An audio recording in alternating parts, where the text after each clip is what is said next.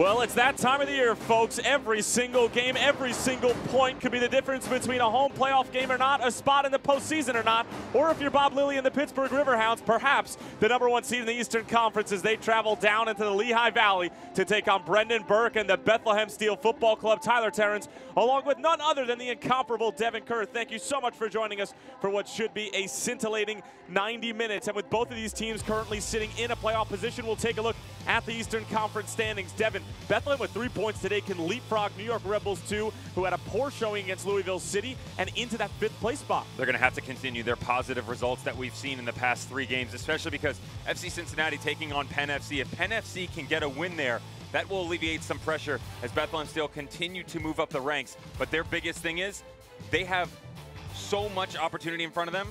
Other teams have more. They have games in hand. So right now, sitting above Indy 11, 3 games in front of them. Great opportunity for Brendan Burke and his squad to continue to push forward. And, well, it's a game involving Bob Lilly and the Pittsburgh Riverhounds. What else are we going to talk about? Defense, defense, defense. They get it done week in and week out at the back. It's just a communal effort from start to finish in every way, shape, and form. And that's because of the plug-and-play system that Bob Lilly has put in place here.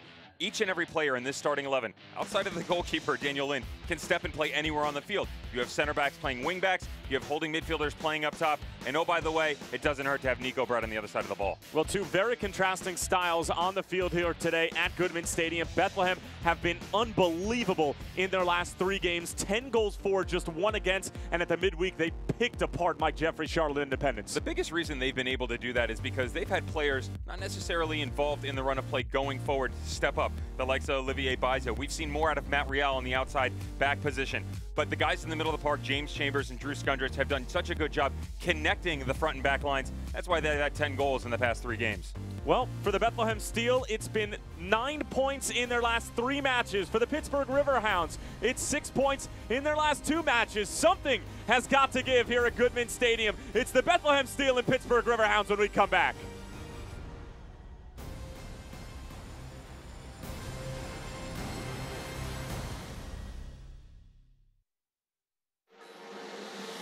It can happen over time or in a snap.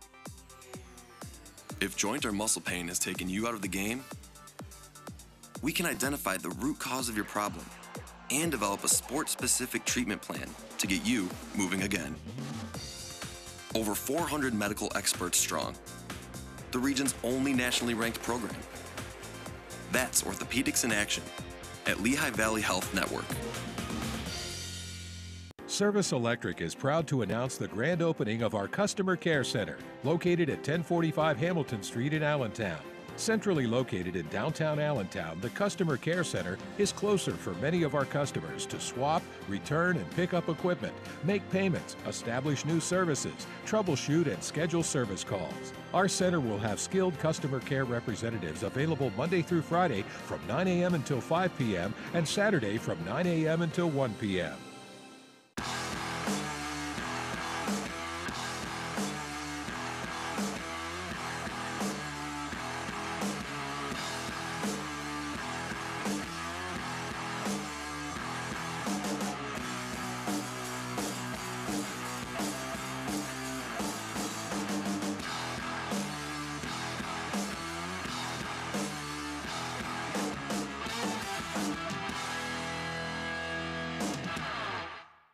Hey Union fans, Dunkin' Donuts has the perfect assist for DD Perks members this season.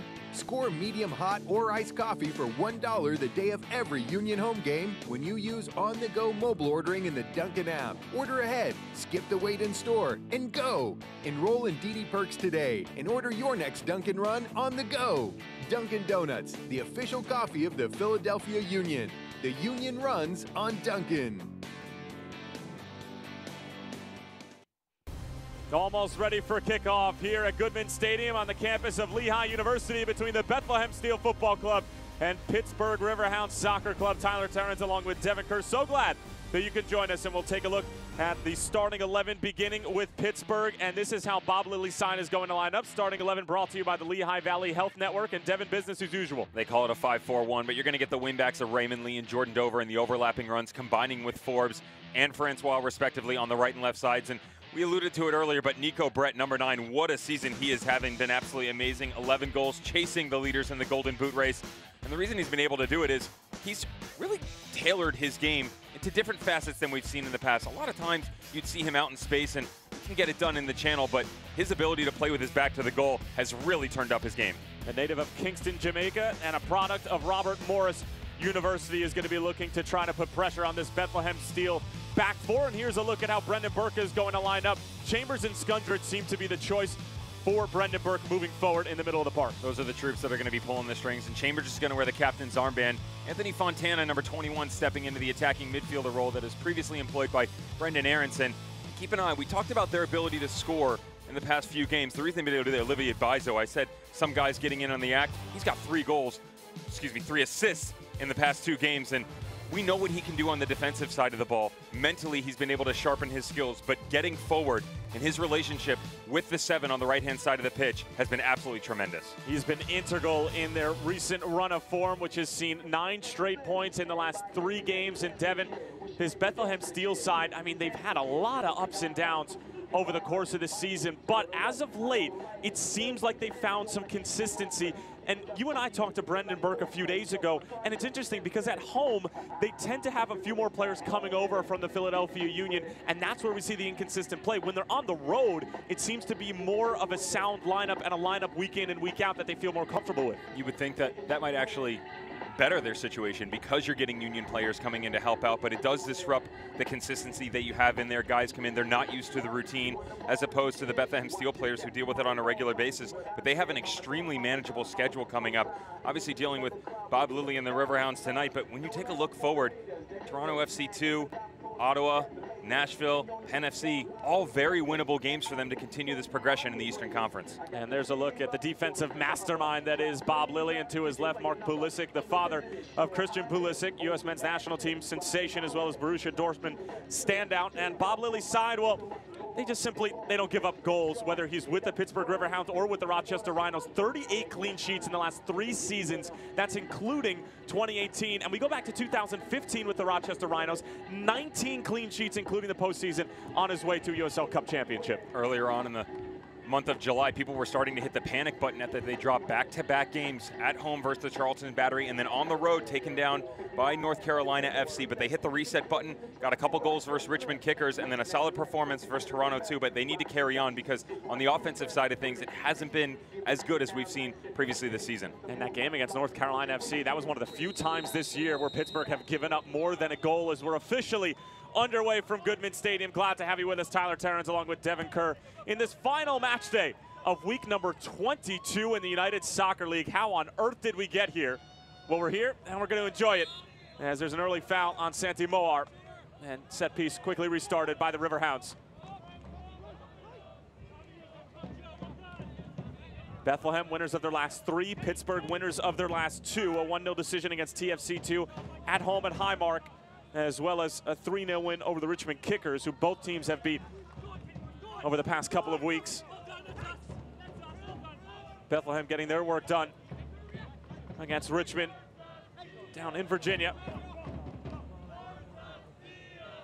And fans, just keep in mind, we are playing the yellow lines here at Goodman Stadium, as the football lines have come out for the Lehigh University American football team.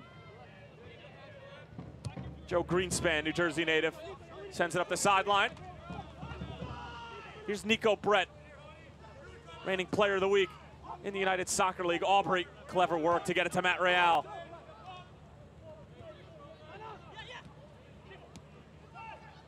James Chambers looking for the big switch. Olivier Bizo calls for a handball, and they're given. They try to restart quickly. It's right to the feet of Nico Brett. He goes for the chip. That was dangerous from Bethlehem. See Jake McGuire slowly making his way back to the goal as Riverhounds tried to restart quickly. Not a bad option. I like the look to go in transition, but the reason that led up to there was you saw Chambers in the middle of the park trying to switch the field and pick out Epps streaking on the right side. That ball's got to be driven. Too much air underneath it allows Raymond Lee to get back and Toby Adewole to step in and help out and support. Greenspan up for the header. Skundrich just gets rid of it.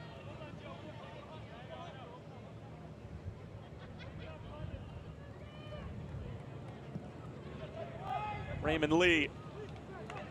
Header won by Mahoney.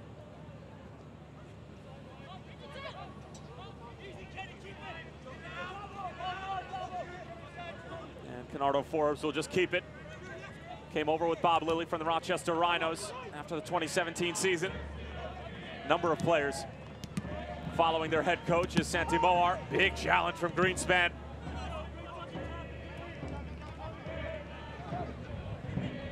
Greenspan has been an excellent addition for this Riverhound side. Spent some time with them on loan in 2017.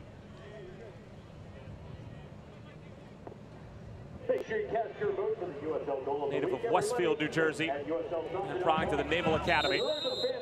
And a bit more on Joe Greenspan a little bit later on as another involvement from our head referee, Guido Gonzalez Jr. And just a talking to with Santi Moar.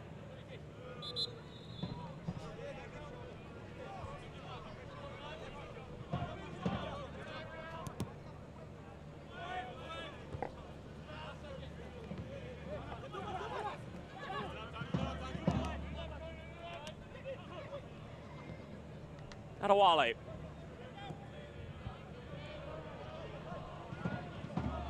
can see Bethlehem making sure that Pittsburgh aren't too comfortable in their defensive third.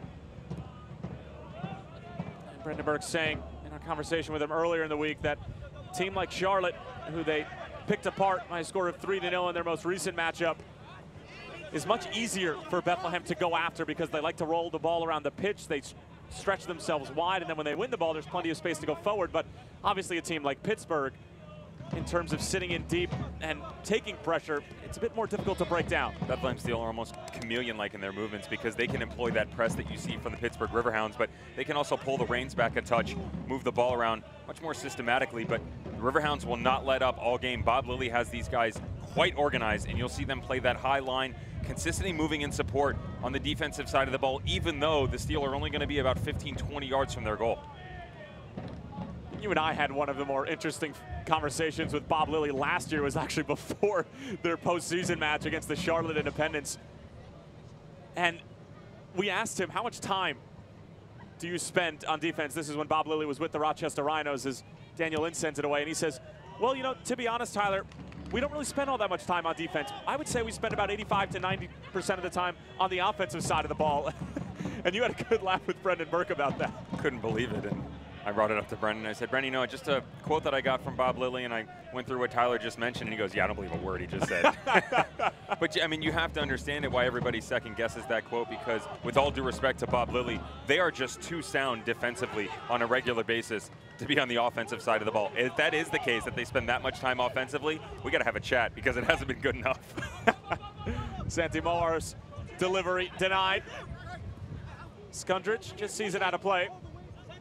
And there is a look at the man, the myth, the legend, Bob Lilly. 3 USL Cup championships to his name, and a few clean sheets as well. We take a run through USL lore and all the awards and accolades that have been given out. Gonna start him. A club, who do you pick? Anheuser or Lilly? It's a rough one. Do I have to answer? No, you don't. It's okay. It's okay.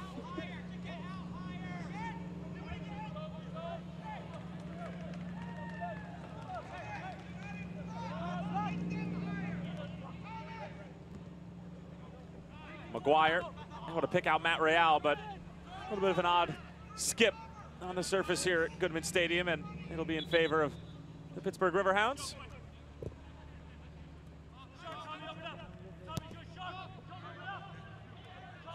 Pittsburgh currently sitting in 3rd place in the Eastern Conference standings, looking to draw level with the Charleston Battery on 43 points. Pittsburgh, albeit though, have a number of games in hand. This is their 22nd game of the season. Charleston have already played 24. As Brandon Aubrey sends it forward, and the only one chasing it is Toby Adewale. 6'3" defender from Ashton, Maryland.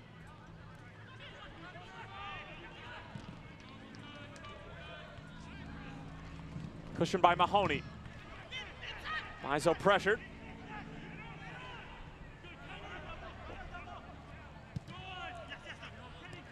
Greenspan. Kennardo Forbes. Finding Dover. How's that for a challenge from Matt Ray Allen? Cleared away. And it seems like the entire game is being played, not even within the middle third, but within about 20 yards on either side of midfield. Not surprising whatsoever, and it's been good from the back line of Bethlehem Steel so far. You've seen Riel, Aubrey, and Mahoney getting involved. Bizo hasn't had to be deployed yet, as not a lot has moved onto the left side of the pitch for the Riverhounds, but it's been good steps by the boys in blue. Santi Moar, hounded by Greenspan and company, and Moar's delivery picked out by Daniel Lind.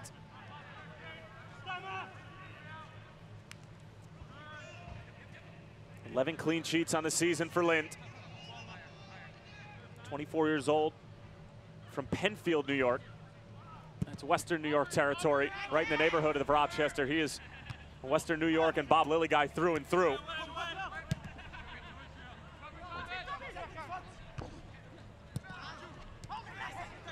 Neko. Santi Moar, runner-up for USL Rookie of the Year in 2017. Picks out Marcus Epps. Trying to find Olivier Bizo. And Kiazil. Good defensive work, sends it away.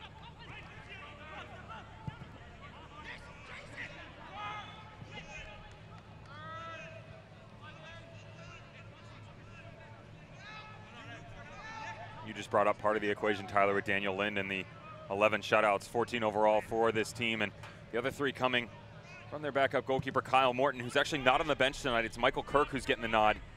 Spent last season with RGV, but didn't get any reps. Daniel Lind has been absolutely amazing in between the pipes, and the biggest stat to me that stands out with them isn't necessarily the shutouts, which is absolutely amazing. That's great numbers. But if you take a look at his appearances, 18 appearances, 34 saves. He's making less than 2 saves a game. That gives you an idea of how much he's being tested. So a lot of respect for the netminder and his ability to close games out, but at the same point in time, you're not really challenging him on the offensive side of the ball. You only have to ask up and make any drastic saves. I guess the biggest thing you could say for a Bob Lilly keeper is that they just need to manage the game. When they're asked to, make a big save. Don't rush anything, because we're going to be able to take care of most things defensively. And if you look back over the years, I mean, almost every single Golden Glove winner has been a product of Bob Lilly's side. Think of Tomas Gomez, think of Brandon Miller. I mean, the list goes on and on. And you can play devil's advocate for some of those guys because you've seen some of them progress to other teams. Tomas Gomez, who stepped in, had an injury this year early on, but is able to get back into the starting lineup for St. Louis and Anthony Pulis. And since he's come back, he's been absolutely stellar. Obviously, Bob Lilly teaching these guys in the right direction. Daniel Lind continuing his growth in only 24 years of age, just 2 years removed from Pitt. We've heard some of the stories about Bob Lilly as well, just in terms of how much he asks of his side. And now, even if they are to come away as victors 2, 3, 4-0, if there are mistakes at the back, he's going to let his team have it. You've seen him at the end of games where they've won 2, 3-0, and he just pulls them to the side and absolutely berates them. And that gives you an idea of the perfection that he's constantly seeking. That's why you've seen all the success from Bob Lilly and his squads over the years. Skundrich tracks it down. A wise play, and look at this near left corner here at Goodman Stadium, which has just been torn to shreds.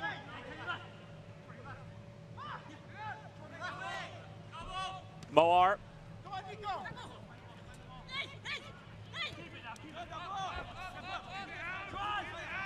Cristiano Francois.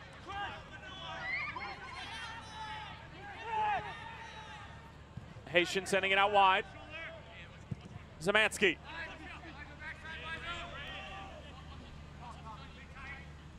Here's Forbes, the skipper, waiting for support. Uses Dover as a decoy, at least for the moment.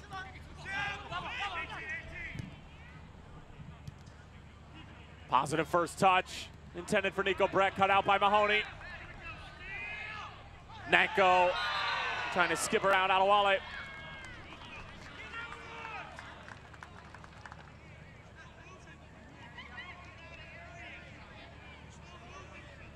There's a look at the man in charge for Bethlehem, Brendan Burke.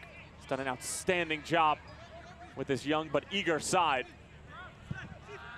And no offense to James Chambers, but he doesn't really fall into that young category, but very important to the side. The captain, very much the heartbeat of this Bethlehem team, is looking to take it a step further than they did in 2017 after falling to Louisville City FC in the opening round of the Eastern Conference postseason.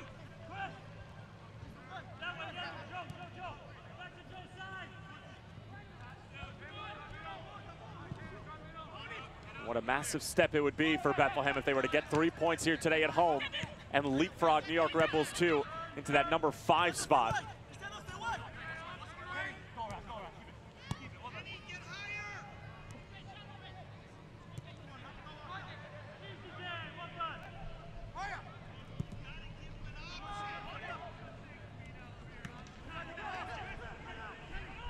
Francois Zamansky. Now it's Forbes again. Canardo Forbes lets it fly, but never troubling Jake McGuire in the end. I mean, this is such a tactical battle in the middle third of the park, Devin. I mean, there's so much going on. There's so much movement, and everything is being shaped out from a defensive standpoint on both sides, and there's just really no room to play. Interestingly enough, Bob Lilly has actually switched the way that the middle of the field is playing. Previously in the past, we've seen that flat 4 in the middle. They'll play the 5-4-1, but they'll let the guys in the middle sit flat so that the overlapping runs from the wingbacks are wide open on a regular basis. Canardo Forbes is tucked heavily inside. Now he's still moving out to the right, which is the tendency that we see from him, but Mohamed Dabo has slid very deep into a holding midfielder position behind Forbes, right next to Zamansky and Francois, and so they're really trying to utilize the middle part of the field, but it's been difficult because it's been counteracted by the likes of James Chambers. Drew Scundress doing such a good job picking up the overlapping runs. Chambers commits the foul. Cristiano Francois. He just played it from about 15 yards away from the foul was actually committed, and that's what Brendan Burke is complaining about to the 4th official, as that's going to be a foul on Nico Brett.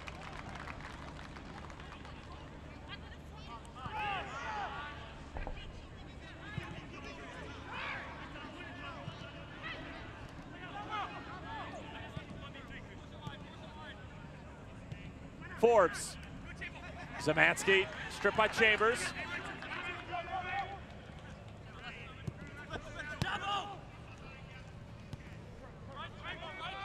Mohamed Dabo.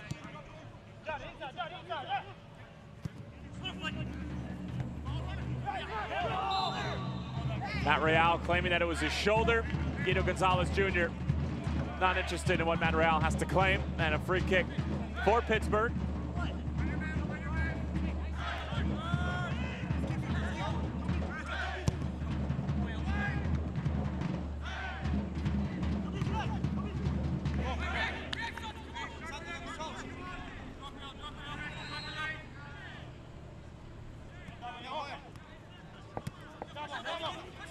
Dover.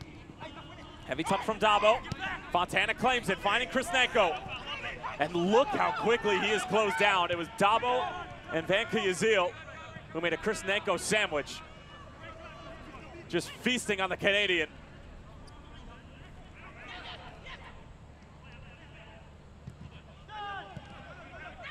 Dabo again.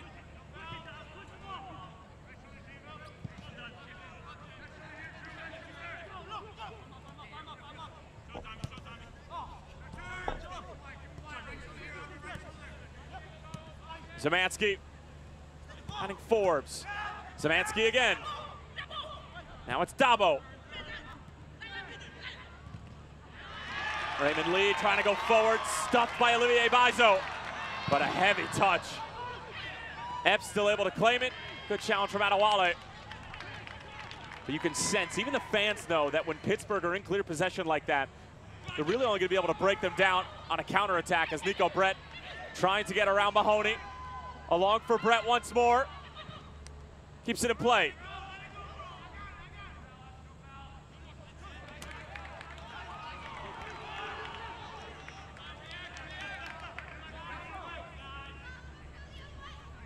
Bethlehem Steel Boys got to step up there, as Bizo had loads of space behind him, but he didn't get the call.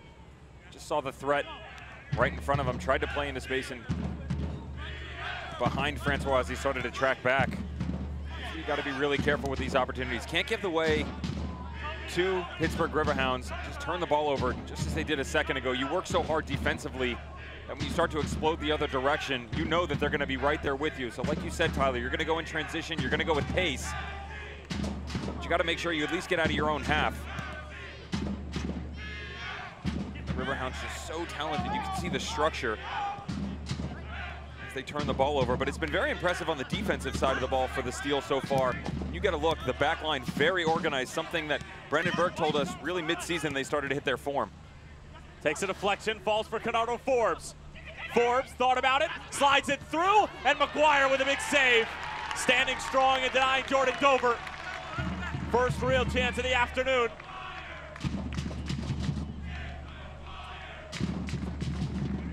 Matt Real and Brandon Aubrey get lost in translation a bit. You see Real step out, and as he starts to track here, it gets put on skates by Canardo Forbes. Nice hesitation by the midfielder, lays it off to the overlapping run of Jordan Dover. Absolutely fantastic save from Jake McGuire.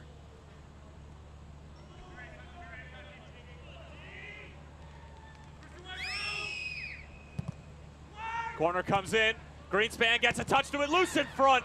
And I believe that it was Drew Skundrich who got a deflection to it before it could get to McGuire.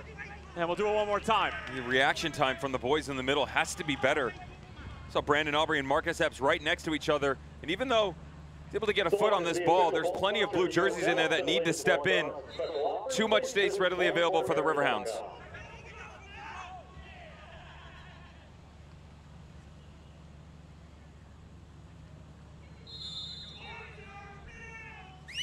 Szymanski in towards the back post, won by Chambers.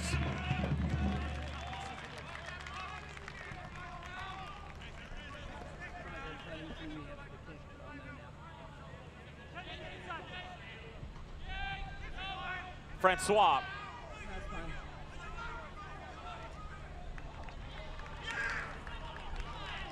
We were used to seeing him in a much more advanced and wider role with the Rochester Rhinos last year, Devin, as there's good pressure and a foul right at the edge of the area.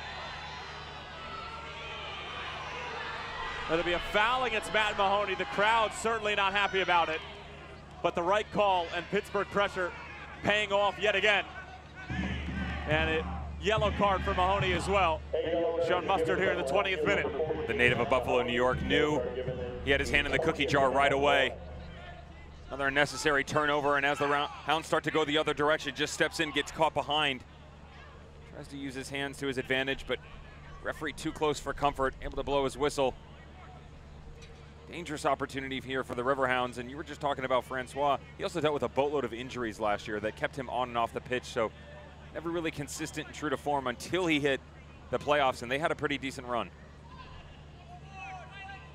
Ended up meeting the same fate as the Bethlehem Steel, Louisville City FC, the reigning champions, is this one. Not the best delivery from Pittsburgh.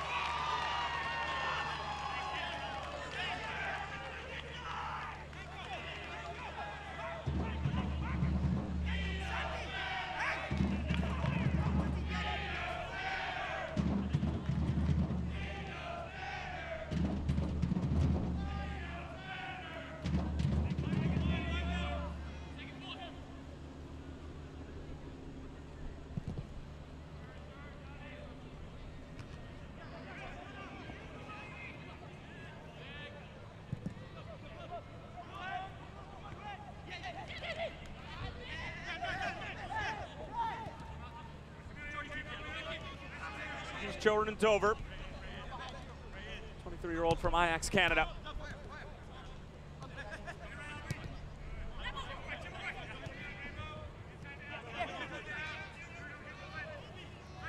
Greenspan.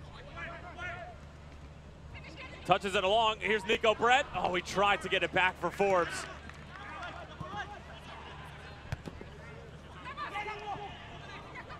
Skips way over the head of Chris Nenko. And Kiazil. Forbes, encouraging touch forward, working on Matt Real. It's along for Dover, nice little pocket of space towards the edge of the area. Francois, the Haitian going to work towards the byline. And good defensive posture from Bethlehem. However, it's another Pittsburgh corner. Some space that's being exploited against the Bethlehem Steel is because Santi Moar and Marcus Epps are going to be on double duty here this afternoon. They've got to make sure they are in constant communication with Bizo on the right and Matt Real on the left. That's allowing the Riverhounds to get in behind in those overlapping runs. Matt Real just a second ago gets in the right spot. But as he continued back, he had no help and support. First time shot knocked away by Matt Real. Good ball back for Francois. 1v1 with Bizo. Francois picked out of the air by McGuire.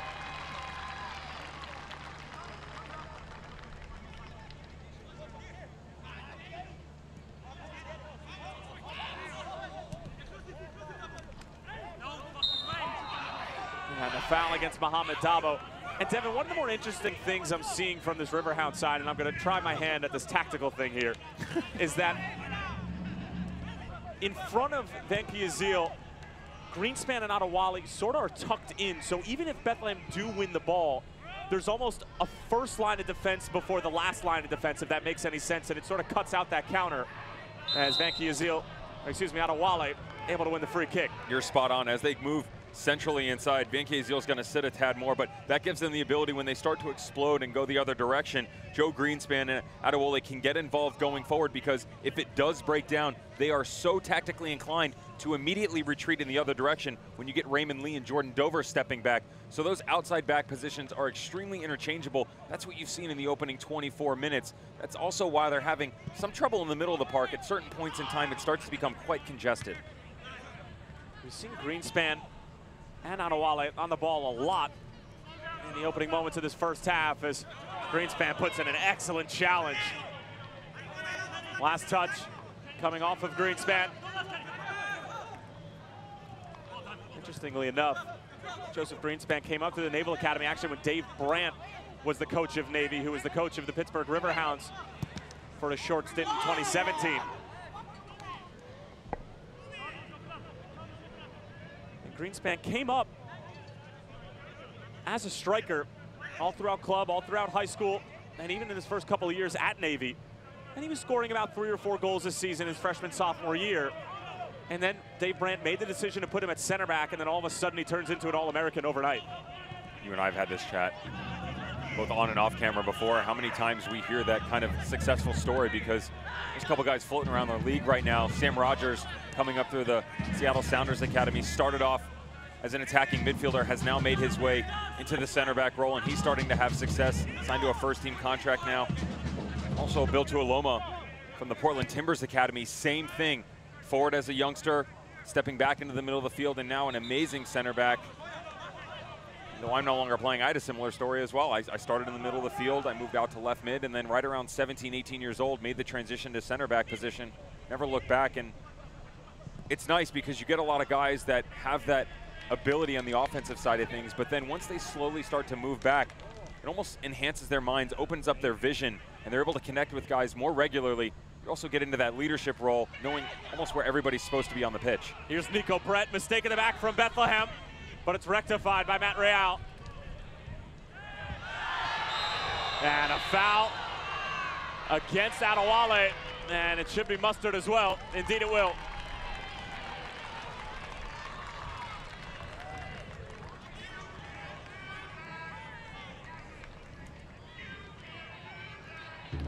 We always expected this one to be physical.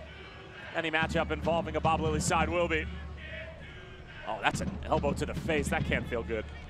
You can see him. That should have been a foul ahead of time, too, because it started to almost scissor him. The youngster trying to get around the outside of Adewale.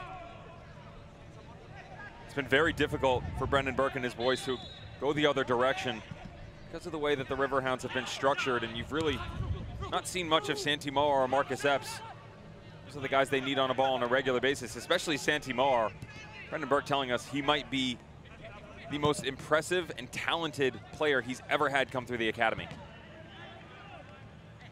You can see the shots there. Bethlehem have not even attempted to challenge Daniel Lind yet.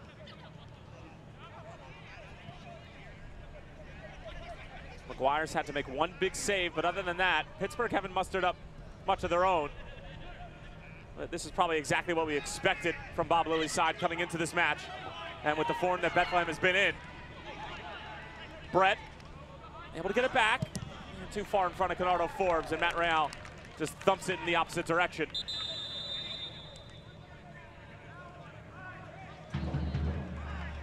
Now we're going to have Devin Kerr's favorite happening in all of sports, a hydration break. Devin, your thoughts on the hydration break and on the first 27 minutes? Somebody give me a candy bar.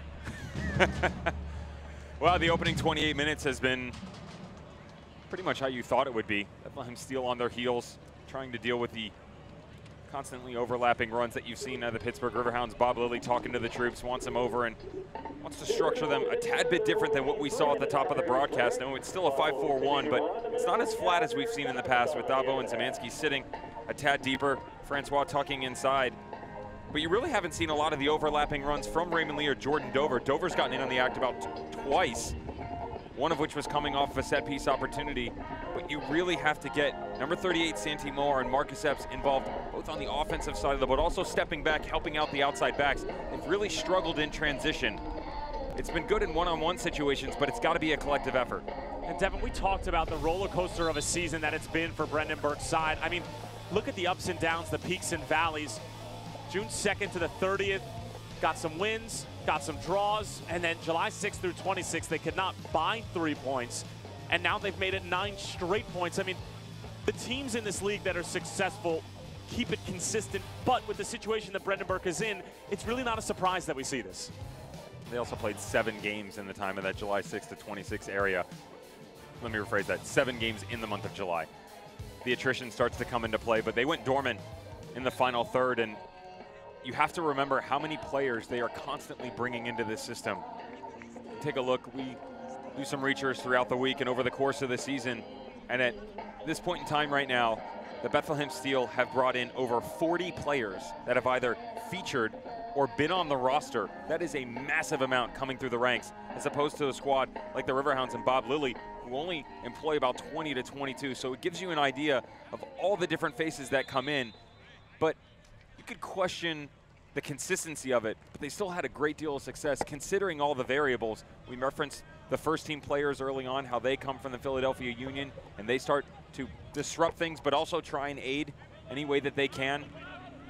And don't forget that you've got the academy players, 15, 16, 17 years old. Brendan Aronson, just 17 years of age, sits in the attacking midfielder role, has actually started a couple games this year, dealt with an injury earlier on versus FC Cincinnati, but he's played a vital role in their success as well.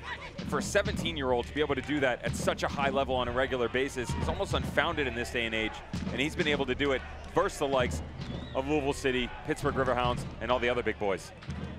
Marcus Epps able to win a corner for Bethlehem, so out of the hydration break, Brendan Burke's side showing some life and a good opportunity for the home side to perhaps get one off against the always defensive-minded Pittsburgh Riverhounds. And it'll be Anthony Fontana trotting over to take it. Devin, you mentioned those more than 40 players who have either featured or started for this Bethlehem side. They've had more than 15 goal scorers this season. It's not like last year where Corey Burke and Sekou Kone are doing the majority of the scoring. It has been scoring by committee, and that's been one of the more encouraging signs from Bethlehem. Here's Fontana.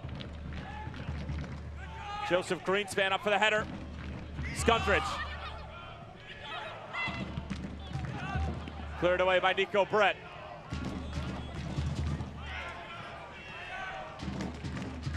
A little more than a half hour played here at Goodman Stadium on the campus of Lehigh University. Tyler Terrence along with Devin Kerr. Big time playoff implications riding on this one. Two of the top 8 teams in the Eastern Conference. Pittsburgh currently sitting in 3rd, Bethlehem in 7th. And here's Mohamed Dabo after the Bethlehem turnover. Canardo Forbes. Adewale gets a touch to it. Now here's the Haitian Cristiano Francois. Trying to get around both Chambers and Bizo. He thought he was fouled. But good defensive work from Bethlehem.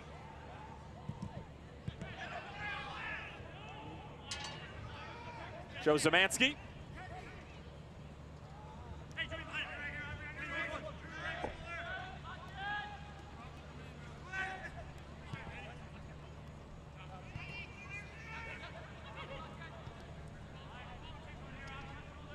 Francois looking to take on Olivier Bizo. Broken up by Fontana. Only as far as Dabo. Adewale tripped up by Fontana, and this is a very real set-piece opportunity for Pittsburgh. They have a lot of big bodies to send forward, including Greenspan and Banky Azil. Guido Gonzalez Jr. going to have a few choice words with Anthony Fontana. Just pulling a makeshift professional foul. I was going to say pulling a Devin Kerr. No, I scissor there. That's a two-legged going job. hard. You're getting two-footed for sure.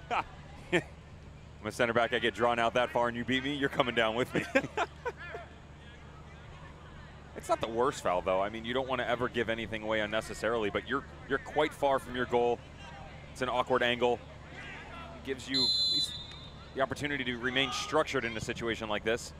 Zemansky, McGuire calling it. And it looks like we have an apparent head injury. And Guido Gonzalez is going to immediately stop play as Greenspan, when colliding into Brandon Aubrey, just got his bell rung a little bit. Aubrey, of course, coming over from TFC 2 in the offseason.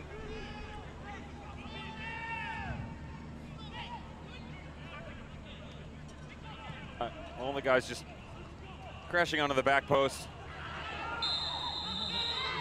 Finding a little bit classy by the Jamaican Nico Brett to step over and check on Brandon Aubrey just after the play had finished. Pittsburgh restart quickly. Raymond Lee traveled out of play. Goal kick coming for Jake McGuire.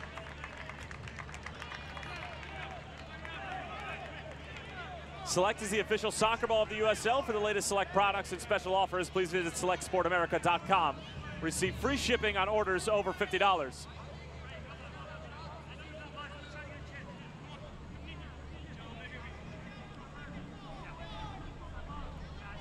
Well, around this time last year, Bethlehem were floating right around that cutoff line in the Eastern Conference table, and I think Brendan Burke would be very pleased if you were to tell him last year that on August 12th, they'd be vying for the number 5 spot in the standings. As Pittsburgh are on the move, Nico Brett sizing up Real. Brett going for goal. It's off the post and in. How did he squeeze that through? Might have been a deflection, but either way, the visitors up on the board in the 35th, and it's Nico Brett continuing his fine run of play. 1-0 to the Riverhounds.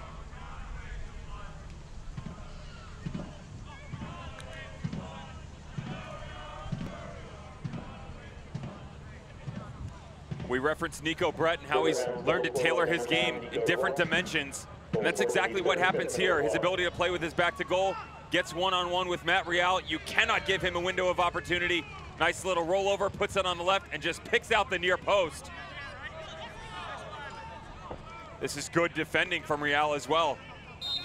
His hesitation just at the beginning allows a little bit of movement from Brett and a chance to get a shot on goal. You can see him squeeze it just underneath the left back's leg as he sticks it out right on the inside of Jake McGuire. Now, what's the response going to be from the home squad?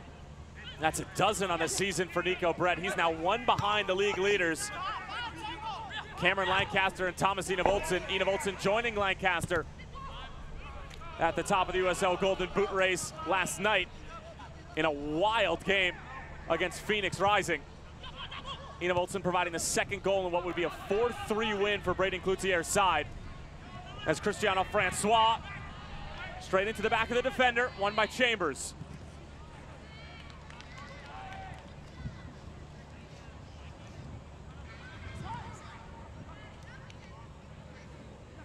Nanko, it's caught under his foot. And a foul against Nanko as Bethlehem are starting to get frustrated a little bit. They haven't mustered up any chances. Pittsburgh, for the majority of the game, has been on the ball. And just a couple seconds ago, we're able to sneak home a goal that, Devin, most of the time, that's not going to get through every single defender that was standing in front of McGuire. Not whatsoever. Matt Real, textbook defending for the most part. Again, the slight hesitation at the start of the move and the progression by Nico Brett caused him an unfortunate movement where Nico Brett's able to get a shot off, but again, could Jake McGuire have gotten to it? Could it have come off of Real's leg? Regardless, down 1-0, but where they're really having trouble is right here. They're coming out. The Riverhounds doing such a good job defensively. These long balls, it's way too many. It's not good enough coming out of the back. The progression down the field has to be better. It tracks back to my comments at the top of the broadcast about 10-15 minutes in, where you need to see more of Santi Moar and Marcus Epps, because they're hitting these distributions into space with a hope and a prayer for Chris Nako to run underneath it, take on 2-3 guys, and then hold up play, and that's just not going to happen. Not when you've got a squad that is so universally prepared for every single thing you're going to throw at them. Well, is it more so the wing players and even Anthony Fontana dropping in a little bit deeper, so that it just seems like Pittsburgh have a numerical advantage in the middle of the field when you look tactically at both of these sides, it is even 3v3 in the middle of the park. In theory. In theory it is, but you can see from the Hounds right now, they've got 4 guys that are constantly rotating in and out, and that's the difference right now that you're seeing from the Bethlehem Steel. They are too predictable in their movements. You've got Chambers and Skundrich, who are sitting respectively 5-6 yards from each other at any point in time. Now they're shifting left and right appropriately on the defensive side of things, but you need guys on the offensive side of the ball. Fontana stepping in. When he drops a little bit, let Chambers step in front of him. Let Skundrich step in front of him, because that makes the movement for the Riverhounds have to understand the ebb and flow of what's going on. They're going to have to track with those runners. That opens up space behind where now Nako can step in. You get the overlapping runs from Epps and Moar. Those guys can drop as well. Let Bizo get around on the outside. They just haven't been doing that. It's too predictable in their movements, and that's why the Riverhounds have had so much success. Riverhounds called for the foul here in the 39th minute. Nico Brett with his 12th goal of the season. That's the difference between Pittsburgh and Bethlehem at the moment.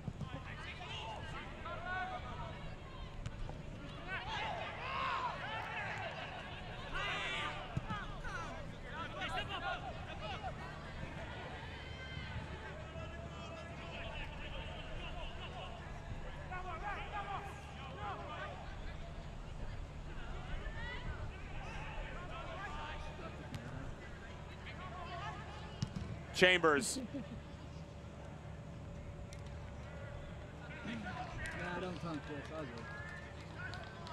And Devin, something that's even more impressive about this Pittsburgh performance so far, I mean, it's not even been a half yet, but Highmark Stadium is very much conducive to the way that this side plays. It's a little bit of a smaller field, artificial surface, but even on a wider field like Goodman Stadium here, they're still condensing the space and making it seem like there's no room to play. It's exactly what you want to teach, though, when you go into your training sessions. You play the 4v2, the 5v2, and you condense the field and make everybody work out of small spaces. You can get out of that. You can get out of anything. So as soon as you start to open things up, it really makes it that much easier. And that goes back to the ability to just kind of understand the next movement and progression that's going to push down the field, where you get the ball into Dabo and Zemanski slides over. Cristiano Francois knows that that second or third touch is going to be coming in his direction.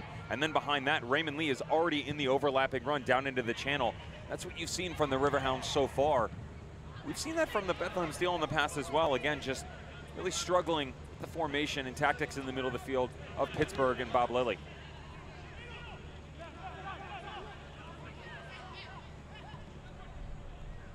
Mahoney. Given away by Bethlehem again. Nico Brett. Good challenge from Skundrich. Now it's along for Matt Real. Can Bethlehem muster something up before the half? Santi Moar.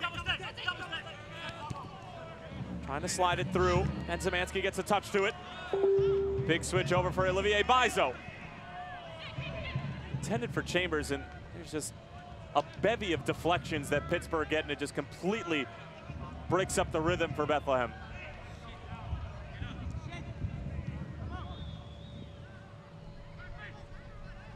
Daniel Lynn still without a save on the night so far.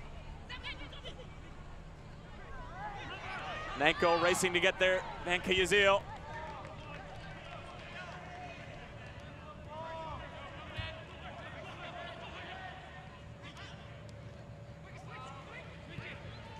Dumped over the top. Santi Moar trying to get there, and Lind quickly off of his line.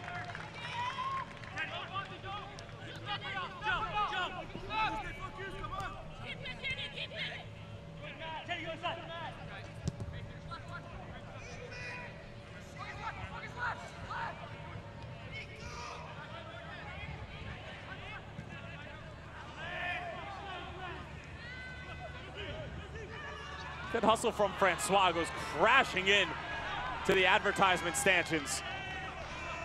And it looked like he hit his head on one of them. Francois shaken up. And now getting a little bit of flack from the Forge as well. The chant is Neymar, and I think that's a little harsh. Yeah, he definitely takes the brunt of this challenge. This isn't any theatrics being employed by Cristiano Francois. He really felt the brunt of that. It's amazing how Neymar, one of the top 5 players in the world, has basically become synonymous with simulation at this point. Top 5 for you, mate. Don't go down this road. Don't go down this road. I mean, you can have him on your team. I'm saying generic top 5, as we'll take another look as to what went down with Francois. Lands flat on his back, slides into the advertisements, and could have got his arm caught underneath. Possibly asking or saying that he's not playing the ball.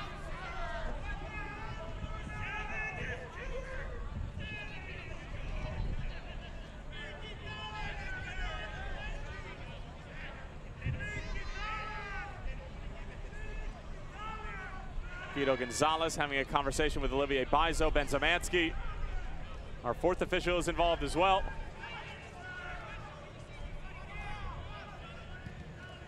Gonzalez has control of this game so far.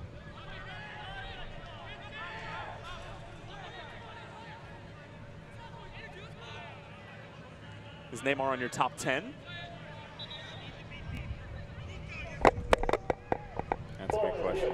Talent-wise, it's there. I mean, you can see it from him, but I mean, for me, I thought he, at times, hindered Brazil from doing what they wanted to do during the World Cup, but most people would probably agree with you, including this guy right here. We agree on something? We agree. Get out of town. High fives. I'm gonna wash my hands now. It's incessant.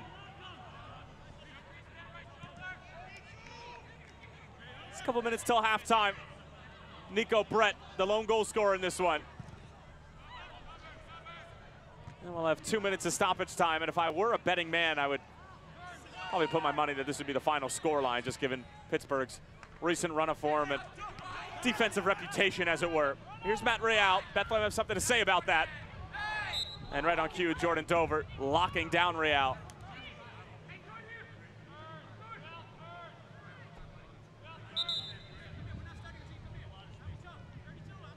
The once commit to Wake Forest forwent his college eligibility.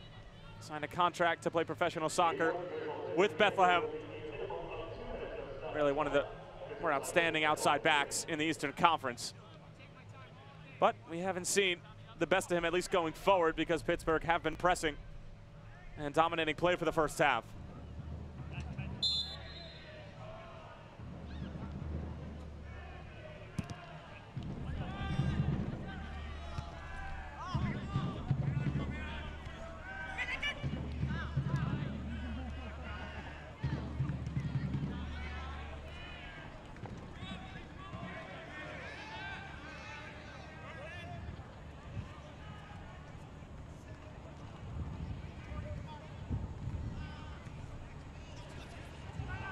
Francois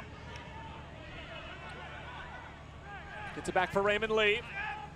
Good work to find Canardo Forbes.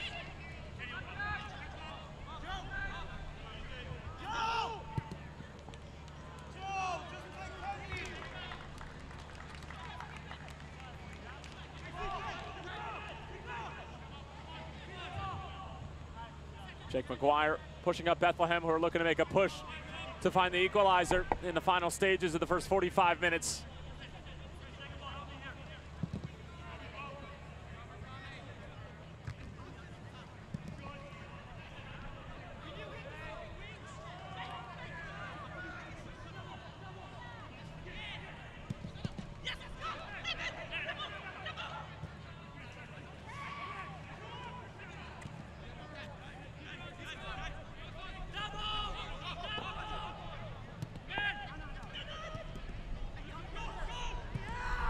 Skundrich couldn't win it. Bizo put under pressure by Francois. And that's going to do it for the first half here from Goodman Stadium. Nico Brett's goal just a few minutes ago. The lone tally in this one between two playoff sides at the moment in the Eastern Conference. Brett's 12th goal of the season. One behind the league leaders in Cameron Lancaster and Thomasina Voltson. Pittsburgh up to their usual defensive tricks. Devin Kerr, your thoughts? Not enough exchange of play between the boys in blue as they've tried to counteract the offense of the Pittsburgh Riverhounds. And we know what they're going to do on the defensive side of the ball, but they've been very impressive going forward. Seen a lot of overlapping runs as they push into the final third, and it's caused a lot of disruption for not necessarily the back line of Bethlehem Steel, but the supporting characters, Santi Mora, James Chambers, Drew Skundrich, really having trouble going two ways tonight. And this is one that you look back on where you know this is going to be a rough go of it, but it's time to buckle down and put your head to the task at hand. Give everything that you have, and then let some of the supporting guys coming off the bench help you out coming down the stretch. Headed to the halftime show. Highlights from around the Eastern Conference on the other side of this break.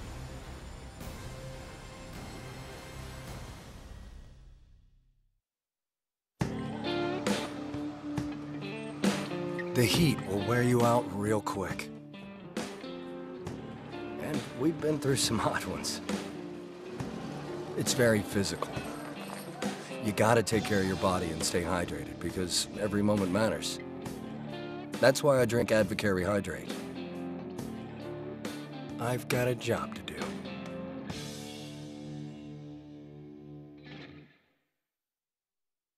Kleckner & Sons asks, what do you want in new appliances? Do you want GE's gas, electric, convection, induction, stainless steel, slate, French door, Energy Star, top load, front load, high efficiency, or huge capacity? I want it all. Yeah, I want everything. GE and GE Profile appliances are designed to reflect the modern approach to style, with clean lines and a streamlined look for today's kitchens.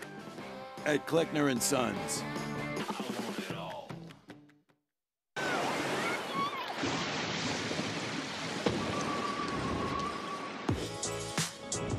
This is St. Pete Clearwater, home to 35 miles of white sand bliss. But it's more than emerald surf and Gulf breezes. The beach is an attitude. It's the vibe of life, nature, art, music, or whatever brings you joy. Experience the American tropics on Florida's Gulf Coast in St. Pete Clearwater. Love the beach. It can happen over time or in a snap. If joint or muscle pain has taken you out of the game, we can identify the root cause of your problem and develop a sport-specific treatment plan to get you moving again. Over 400 medical experts strong, the region's only nationally ranked program. That's Orthopedics in Action at Lehigh Valley Health Network. Halftime here in the Lehigh Valley between the Bethlehem Steel Football Club and the Pittsburgh Riverhounds. Tyler Terrens along with Devin Kerr. And we'll take a look at what else went on in the Eastern Conference and between New York Rebels 2 and Louisville City FC. Well, Devin, it was a goal-scoring bonanza, and you told me that you went to bed a little bit early. You certainly missed a good one. Well, you know I'm not allowed to go to bed without a cup of tea, and unfortunately the chamomile passed me out early, but woke up to the 10-goal game, could not believe what went on. End-to-end stuff from both squads. And what was interesting was on the defensive side of things, it was actually pretty stout. That's crazy considering it was a 10-goal match, but there were just amazing individual heroics. Illich with the bike. New York Rebels 2 started out the game in the first 13 minutes, going up 2-0. Illich would pull one back, and slowly but surely Louisville would get a stranglehold on this game. This is right after halftime when Lancaster made it 2-2. Davis IV making it 3-2. It would be 5 unanswered goals from Louisville after going down 2-0. And Cameron Lancaster, I mean, this is a guy who came into this match with 10 goals. He finishes the match with 13. This was the third, making Paulitz look like a cone. With Cameron Lancaster, the biggest thing you have to look at with him is what he's done in general, but he's done it all with crazy injuries. Separated shoulder, rolled ankle. He's had a lot that's gone on, but he's been the Iron Man stepping in. It hasn't been a problem. And how about Nashville coming out? They've been wishy-washy with their performances as of late, but Melotto gets to the byline to Grassa, and the trailing run right at the penalty mark. Excellent finish. Ottawa has been a stingy team this year. Both Bethlehem and Pittsburgh are all too familiar with that, but Nashville would be able to close it out in the form of Brandon Allen from the penalty spot to make it 2-0 and put this one to bed. Allen steps up, just cool, calm, and collected, sends Crépeau the wrong direction. 2-0 for those boys as they continue their chase in the Eastern Conference, vying for that playoff spot. How about the Battery coming off a midweek weird performance, we'll call it that, because it was quiet. Some interesting stuff down in Tampa Bay at Al Lang, but look, the Rowdies just never really threatening to them. Battery come out. They get a solid performance from their boys. Von Tessen coming off of injury. He featured on the bench midweek versus the Rowdies. Gets the start here, gets the goal, gets the win. And speaking of Al Lang, let's head to St. Petersburg. Tampa Bay Rowdies, North Carolina FC. 1,000th goal in the United Soccer League comes away of Kanzoria. Steve Miller with an excellent ball in. Things have just gone from bad to worse for Neil Collins as he stepped in with the departure of Stuart Campbell. And look, they've got to figure out what they're going to do on the defensive side of things. It's been great offensively, but they haven't been able to replicate it. But the good news is for North Carolina FC is big guy up top, Daniel Rios, gets another goal in his quest for the Golden Boot. They'd love to get his squad into the playoffs, but some individual accolades may be headed in his direction. 13th goal this season for Rios as Tampa Bay and North Carolina FC would finish 2-0 in favor of the visitors in Al Lang. Great look at what went on in the Eastern Conference. We'll give you a look at what went on all across the USL in week number 21. Hope you enjoy some highlights.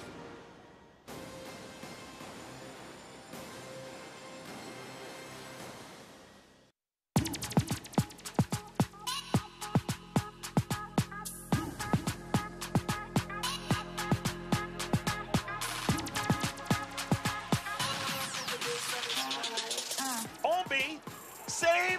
Owain Fawn Williams kept that out. Second time, and it's blocked. Wow, what a save from Wazinski there. And another save for Lopez. Estrada, save! Fettelson! Not Chimpong, left-footed ball, saved! Starikov, save! Ranjitsing. Spark the counterattack the other way. Christian Duke couldn't get there. Great move. 2-2 on the move. It's a 2-on-1. Still with it. T2 all the way, oh my goodness! To free up Sam Hamilton, and now speaking of freeing up, here's Shane Malcolm. Malcolm with the left foot scores! What a tremendous goal from Shane Malcolm, absolutely beautiful. Jeb looking to work some space, but Jeb's gonna give it a go! Beyond the Jeb with his fourth goal of the season, and it's an absolute beauty! Another chance, and San Antonio FC delivers!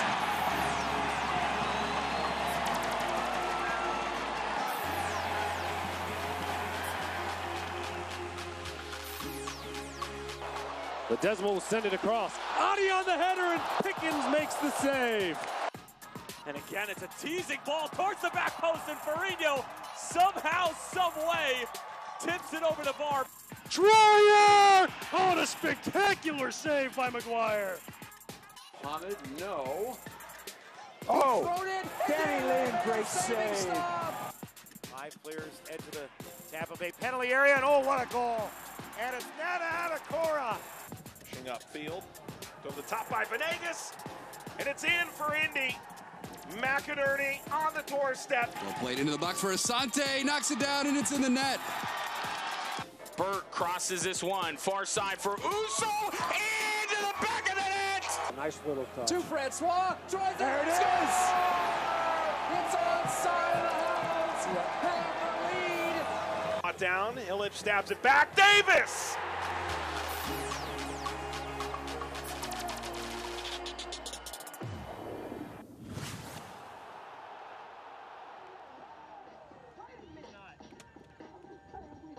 Some bubble soccer going on here at Goodman Stadium. Devin, put me in one of those. I will put you flat on your rear end. I'll plan it for your next birthday party. Ooh, I'm in. Carnival night? Yeah. Love it. Why not? Cotton candy. Riverhounds with a 1-0 lead over Bethlehem Steel FC, all bubbles aside. And we'll take a look at the Eastern Conference standings at the moment. Pittsburgh, as it stands, would move to 43 points if the result holds, and they would be level with the Charleston Battery with 2 games in hand. Bethlehem would obviously stay where they are. And with the amount of games that Bethlehem have played, I mean, they really need a point out of this one. You and I have chatted about this before as to, would you rather have the results and other teams have game in hand and they have to play catch up on you, or would you be on the other side of that and have the opportunity to progress further? I'd rather have the results and make other teams lay chase. So at least Brendan Burke and his boys are sitting in that position, and an excellent opportunity for them to continue their stretch. Now they have 45 minutes left to get the work done versus Bob Lilly as they're sitting 1-0 down. But look, going to Toronto, then you deal with Ottawa, Nikola Popovic, and you have to go to Nashville. Like, those are 4 games that they can 100% get results out of. Absolutely, and for Pittsburgh Riverhounds, more of the same. Charlotte has not been in good form. Tampa Bay, more of the same. Indy 11 hovering right around that playoff mark. And then how about that matchup at Cincinnati and Nippert? You think there's going to be a few people watching that game? I was actually asked about this on SiriusXM FC. If I thought that FC Cincinnati would lose, who would it be? And I said 5 weeks from now, I felt like Bob Lilly and the Riverhounds could go to Cincinnati and get a victory. Well, very well could be a prelude to how the East was won. We're going to head to another break. The fanciers soaking in some sun, soaking up some football. Doesn't get much better than that. When we come back, first half highlights, stats, and of course, second half kickoff. Don't go anywhere.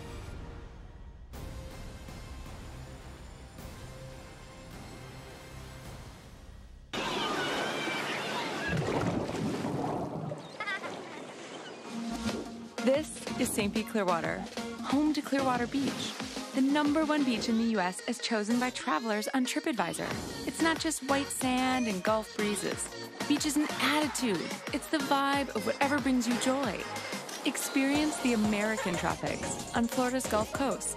Visit stpclearwater.com. Love the beach.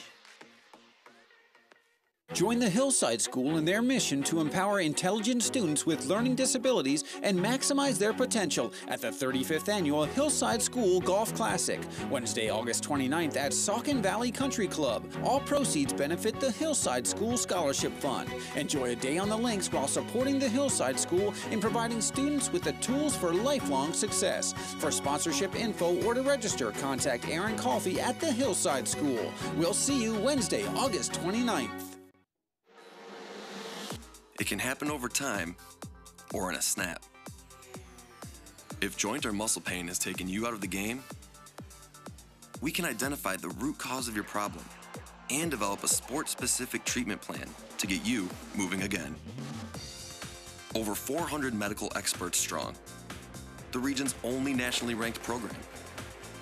That's Orthopedics in Action at Lehigh Valley Health Network.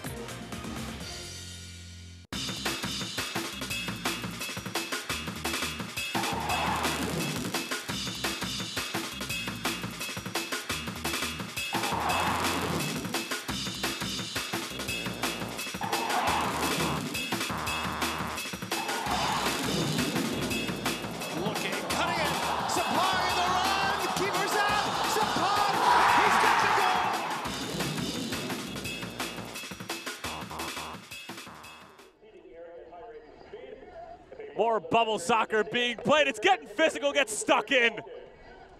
Is that Bob Lilly out there? Or is he in the dressing room? Either way, we'll take a look at some halftime highlights. Pittsburgh Riverhounds, Bethlehem Steel, and opening moments, Devin. Bethlehem, we're trying to restart quickly, and Nico Brett thought he'd get a little cute, but Jake McGuire never challenged in the end. It's smart by Pittsburgh, and Nico Brett just pulls his head up. Sees Jake McGuire off his line a tad, but never really threatening enough. Canardo Forbes shanked it. I'll get it, no problem. You missed your chase, buddy. Got to do better than that.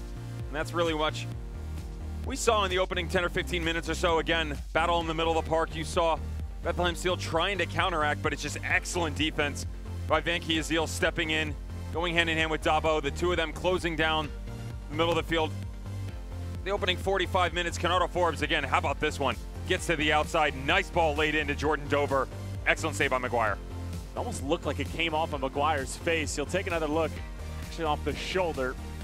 That would be McGuire's biggest save of the first half. Pittsburgh, brief opportunity here. Greenspan got a touch, and then Francois denied by Drew Skundrich. Has to be better defending for Bethlehem Steel because there's just too much space here.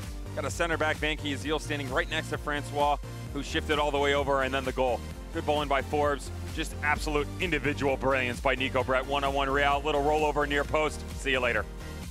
Nico Brett, a dozen on the season, one behind the top scoring dogs of the United Soccer League in Thomasina Volson and Cameron Lancaster.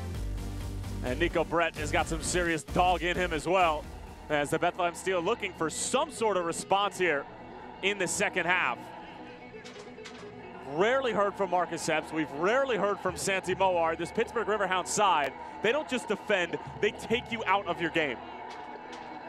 And the bread and butter that we've seen for the Bethlehem Steel over the past 3 games in that 10-goal run has been their ability to exploit space down in the channels with guys like Santi Moar and Marcus Epps. And it goes back to my closing comment right at the end of the first half where as a player, when you step into situations like this and you know it is going to be a long day, you have just got to bear down, get down to the nitty-gritty, put your head to work, and at some point in time, Brendan Burke's going to pull the strings. Just run, 60, 65th minute mark. And let somebody else step in and help you out. It's not the end of the world if you don't put in a full 90-minute session, as long as it gives your team an opportunity to get into the W column. Tyler Terrens along with Devin Kirk, glad to have you with us on this fantastic Sunday evening in the Lehigh Valley. Bethlehem, Pennsylvania is the location. Bethlehem Steel and Pittsburgh Riverhounds, the two sides, duking it out for 3 points or perhaps 1 point apiece. You'll just have to wait and find out for another 45 minutes or so. Pittsburgh on the move again towards the byline, but it traveled over the line. Devin, you're shaking your head over there. It's your Maddenism. A Maddenism? Let me tell you, whoever scores the most goals here today is going to get 3 points. Thanks a lot, buddy. Folks at home, hope you enjoy that as much as I did. Someone's going to get 3 or someone's going to get 1. Either way, we're going to have a win, loss, or a tie. Am I saying something wrong? Is it factually incorrect? That's what I thought.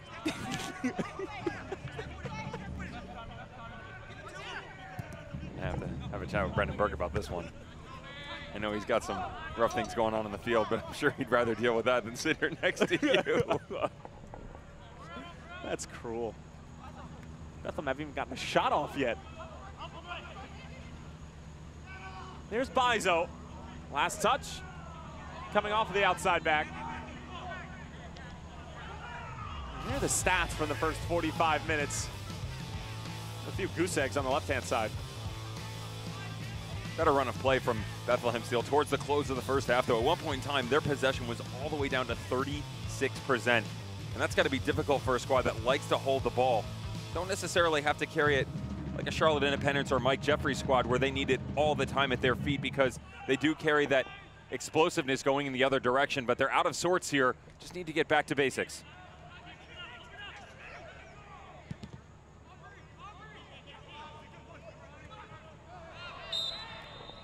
And the foul going to go against Nico Brett. It's just been very impressive. I mean, Devin, when we look back at these Bob Lilly sides, I mean, you think back to 2015 when they won the USL Cup Championship. They had Christian Valesky as one of their leading goal scorers. They had Tony Walls running in the middle of the park and some familiar names. Daniel Lynn was actually not on the team just yet. And as this ball sent all the way across, it'll fall for Epps, or so we thought. Now here's Chambers asking for some support. Bizo, great little move along for Epps, and broken up by Toby Adewale.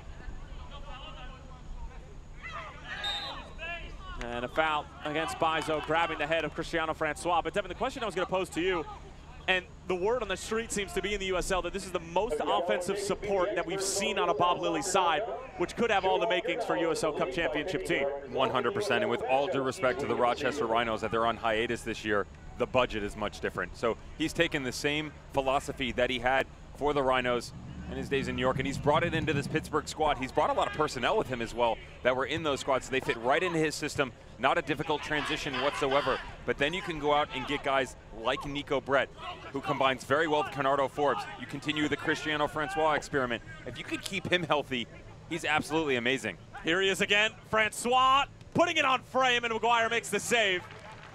I love when it works out like that when we're talking about a player and just happens to insert himself into the game. More of the same from Francois, getting on that special right foot of his. Trying to mirror the image that we saw out of Nico Brett on the goal, coming from the right end of the left foot. This time going left to right. Francois from Haiti originally moved to the United States after the devastating earthquake, and has really made a name for himself in North American professional soccer and has done an excellent job.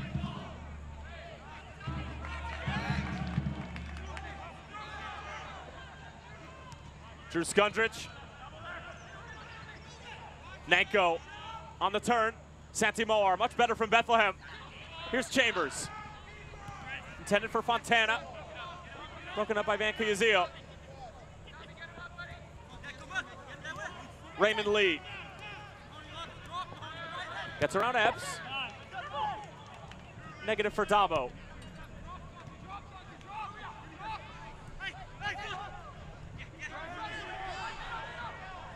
Skundrich. Long for Nanko. Syracuse product on the move.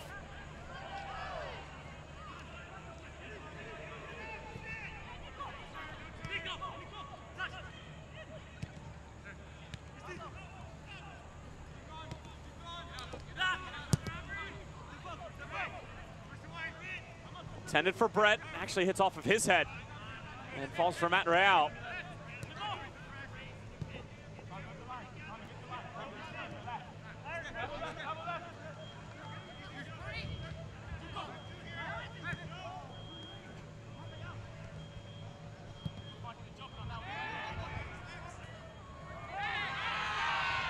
Referee says play on. Nanko played into space.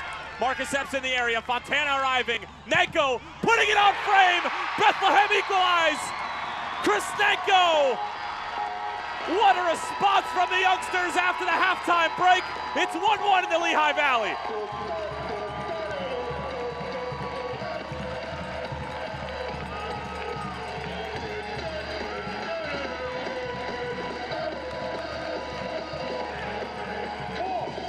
Just like we saw in the first half, for the Riverhounds, you see Bethlehem Steel storm out of the locker room, doing such a good job possessing the ball.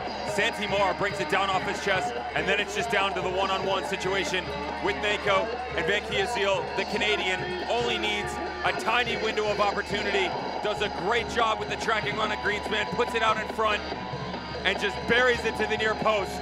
And Chris Nanko and the Forge march on. And you could see the reaction from Joe Greenspan. As soon as he mistimed that challenge, he realized that he was in trouble because Nanko was already on the right side of the other Riverhound defender. Nanko with his third goal of the season. And after all that talk about the Riverhounds taking Bethlehem out of their element and out of their game, what a response. Let's play ball.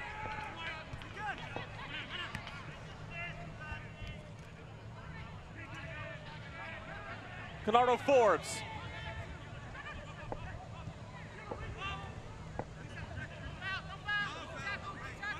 Biza with a good tackle, putting pressure on.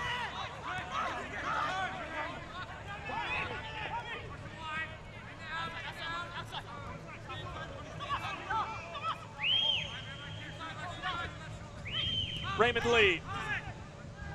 Francois, a touch around Fontana. Forbes. How good is that? Zemansky. Blocked in front by Aubrey. Santi Moar picks it up. Santi Moar, magic. Fontana. Marcus Epps.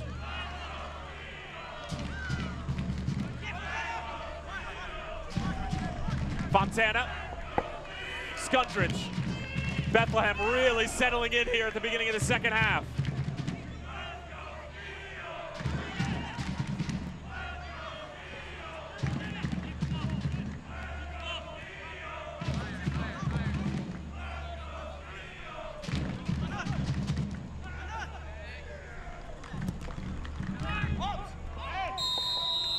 How about Santi Moar with the assist on the Chris Nanko goal? That's now his 8th of the season.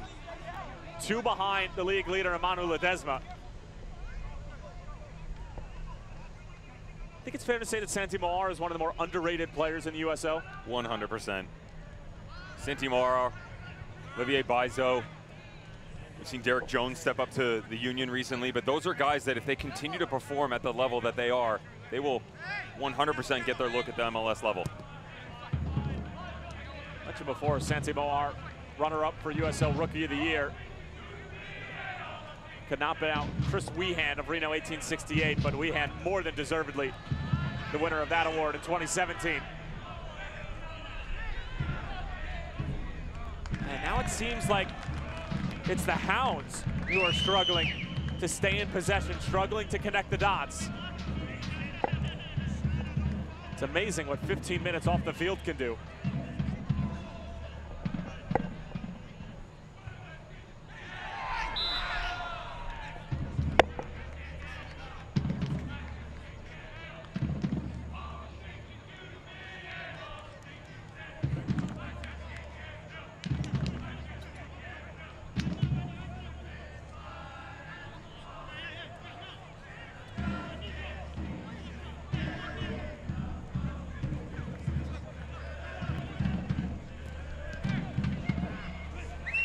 Forbes wins it back.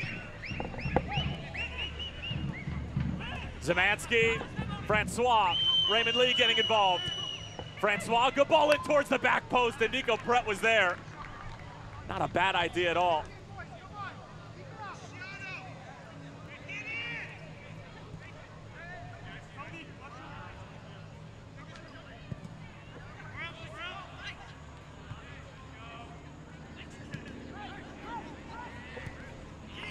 Nenko over the top. It's intended for Marcus Epps.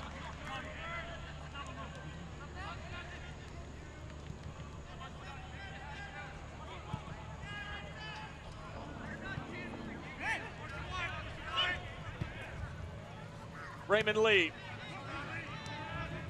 Francois stumbles.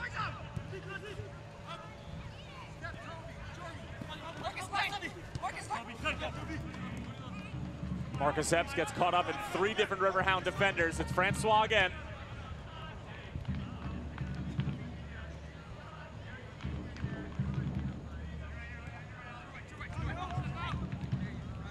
Keep it moving sharp now. Everything's sharp. Back around. Good.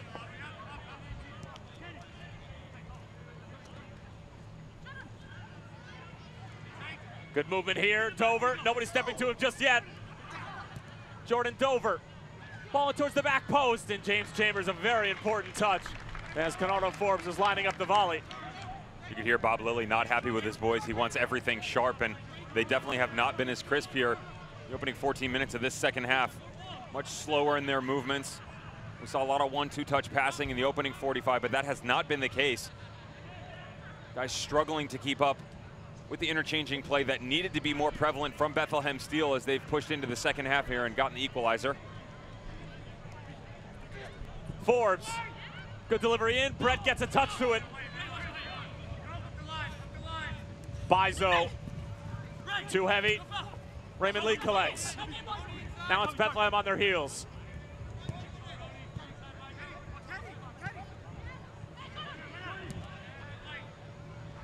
Like fall for Nico Brett, somehow gets a shot off, and McGuire forced to make the save.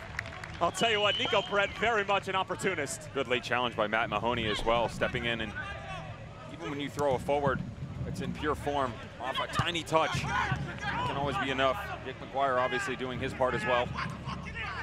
Top of the box, Zemansky, great little move, Francois! McGuire tips it over the bar.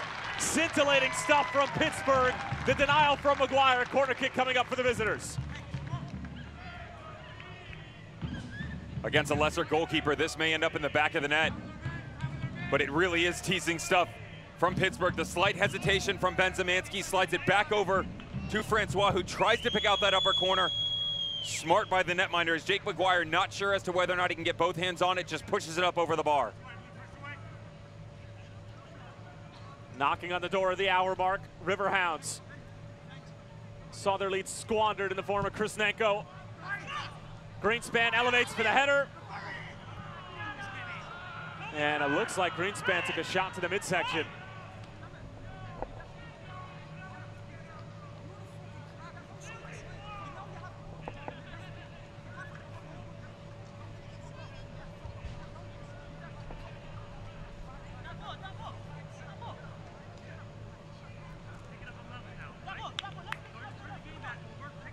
And there's a look at Santi Moar's mom. Traveled all the way from Ordez, Spain, where Santi grew up. Santi has been over in the States since 2014, since coming over from Pfeiffer University.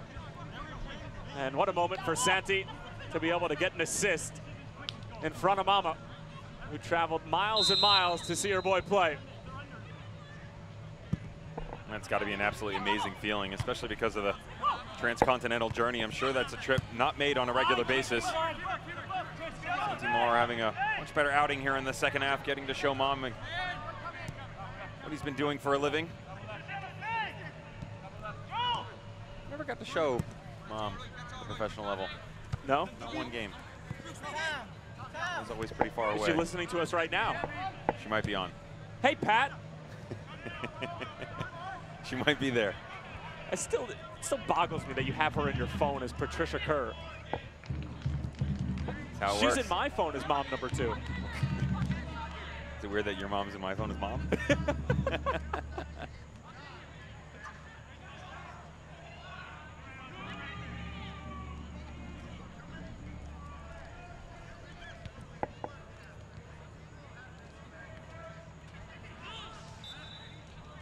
Fontana taking down Chambers, restarts quickly. Skundrich.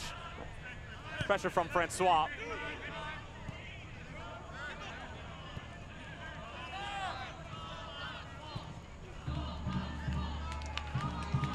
Santi Moar on the move. Cuts it back.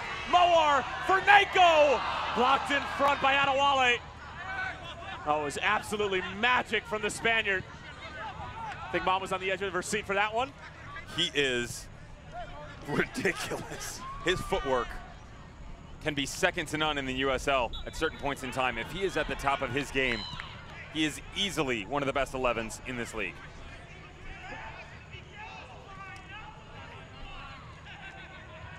Another look just a second ago, checking on Jordan Dover. Nice cut inside, then gets out in front, cut back. Scintillating stuff from the Spaniard.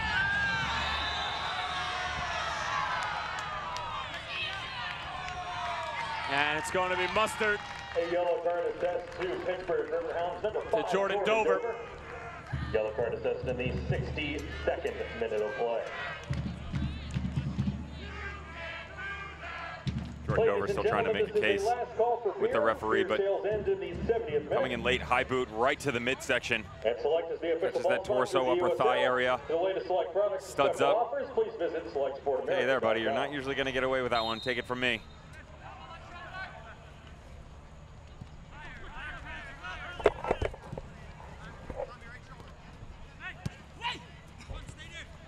Bizo.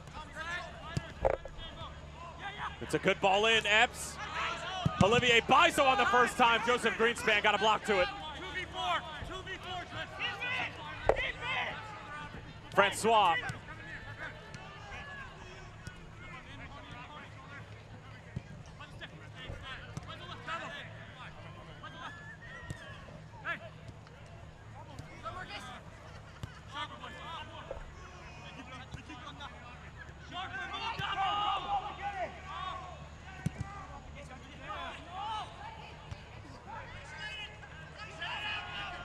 Santi Moar again, sizing up Joseph Greenspan. Great matchup here. Moar still with it, still dancing, gets the cross away, but straight into the hands of Daniel Lind.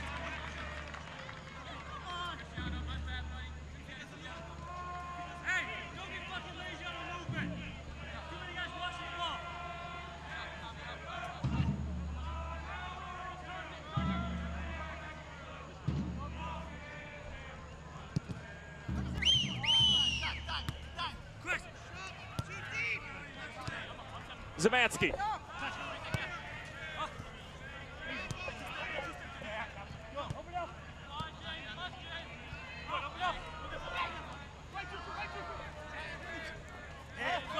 Adewale.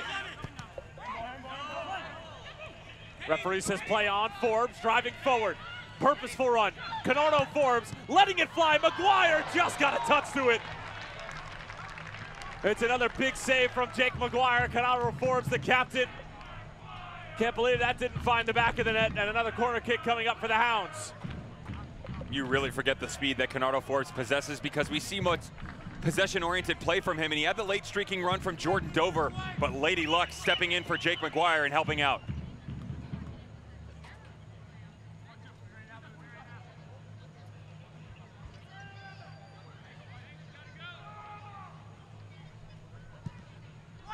Driven ball in. Aubrey wins it.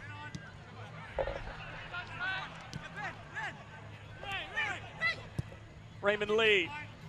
Inch perfect ball brought down by Forbes. Handled with care. Forbes in towards Brett. And Chambers thumps it away. And that's going to be a foul on Nako, and that's got to drive Brendan Burke absolutely mad. It's in a dangerous area. There's no need for it. Nako wasn't going to win the header regardless.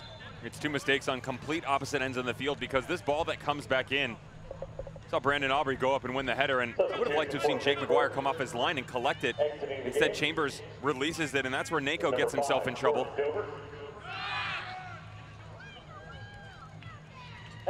And it's Noah Frankie, rookie out of Creighton, coming on. 23-year-old from Orlando.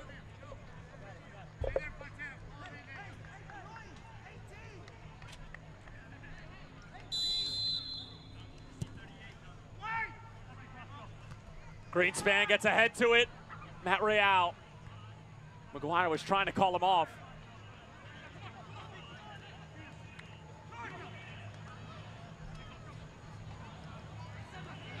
Well done by Santi Moar. Good defending between those two on the left side. Sending Marcus Epps on his way. Not a ton of numbers forward for Bethlehem. Good challenge from Chambers. And a foul against Fontana. Szymanski plays it in quickly.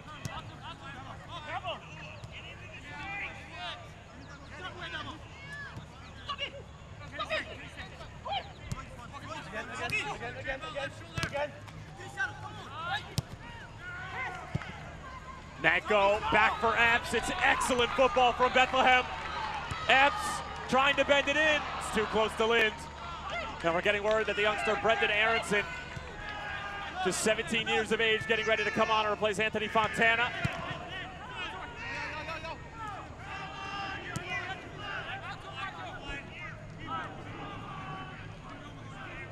And it's Michi Galina getting set to come on for Marcus Epps as well. Two great options for Brendan Burke as we enter the latter stages of this one. And Raymond Lee sees that go out of play. A little bit frustrated look from the former Rochester Rhino as those substitutions will make their way out onto the field. Brendan Aronson, he chopped most of the dew off. He had some serious hair going on last year, but a year older, a year wiser, and a little less hair as Galina and Brendan Aronson double switch here in the 68th minute. It'll be Epps and Fontana coming off. Considering the recent form, I actually would have thought he would have gone with Omar Holness, but Brendan Burke telling us that since his return from injury, Holness not fully up to match fitness. He's been used pretty heavily over the past week and a half to 2 weeks and wanted to give him rest, so he's on the bench, but bringing in the youngster, Brendan Aronson, and it just goes to show you where this organization's head is. Only 17 years old, having no problem giving him more experience and giving him the ability to pull the strings in the middle of the park.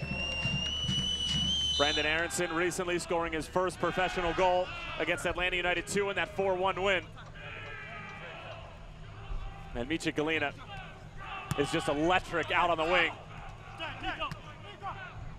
The freshest of legs for Brendan Burke. Forbes playing it forward. Here's Frankie. Takes a deflection. McGuire mistimes it completely. And Bizo, acrobatic clearance. Helped along by Galina, only as far as Adewale. Here's Greenspan. Pushes it along for Frankie. Forbes. The skipper skips away.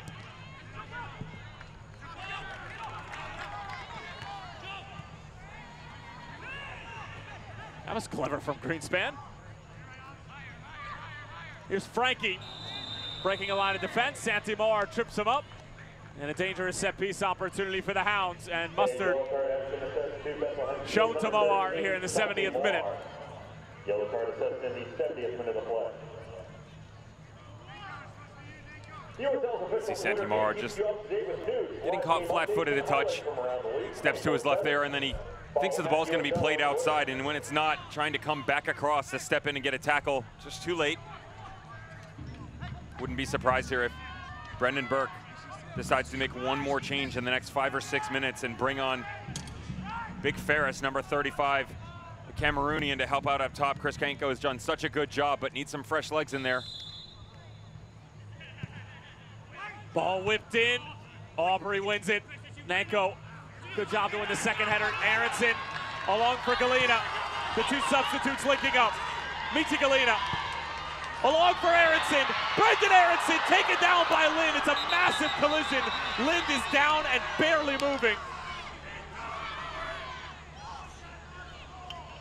Scary moment here in Lehigh.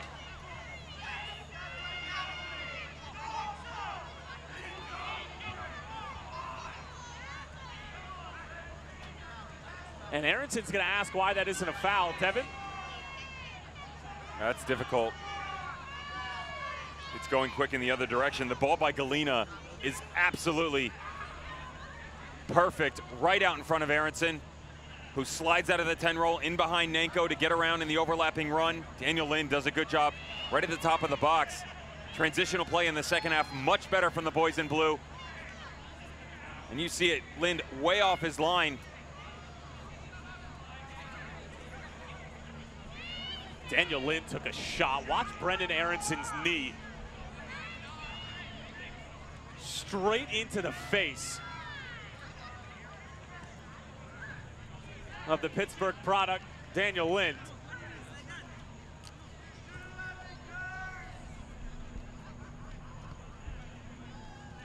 And you could see he caught quite the shiner.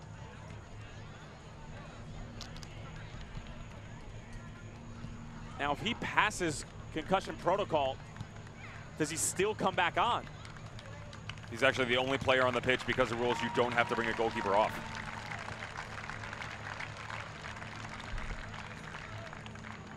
But he was staggering coming to his feet. You best believe they're already warming up Michael Kirk. You saw a glimpse of him a second ago, but that spot on his face raised, golf ball size coming off that cheekbone. And it is going to be Michael Kirk coming on in the 73rd minute. Not exactly the substitution you were hoping to make if you were Bob Lilly, but the safety of Daniel Lind to the forefront of everybody's mind.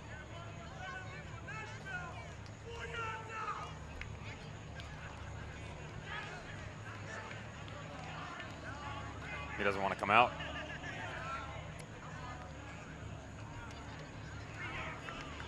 There's a true warrior for you. Well, it's good to see the competitive spirit from Daniel Lind, but in this day and age, with all that we know about hip injuries, probably the right move to take him off. And he gets a round of applause from the Steel faithful here at Goodman Stadium. You ever caught a shiner like that in a game? Luckily, no. I've been knocked out quite a few times, but I've never had anything. I mean, that quickly. Yeah, that's very similar play, except if Brendan Aronson wasn't alone. I was tracking back with the forward. Keeper came out. My own goalkeeper took me out as the ball was played across in the air. I was out for 3 minutes flat. Came back too. Had no clue where I was. Got subbed off. I Surprise. So. Got subbed off. They sent me back in too. And a few years later, you're sitting here. Yeah, where am I? So Michael Kirk comes on. Actually from Mechanicsburg, Pennsylvania.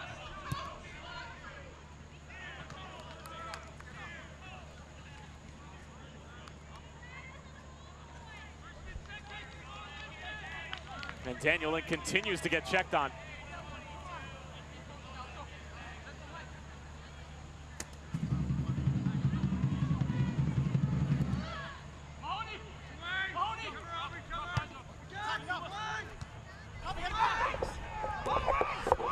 Becky Azil goes back for Michael Kirk, who is making his first ever professional appearance in a 1-1 game on the road in the Lehigh Valley.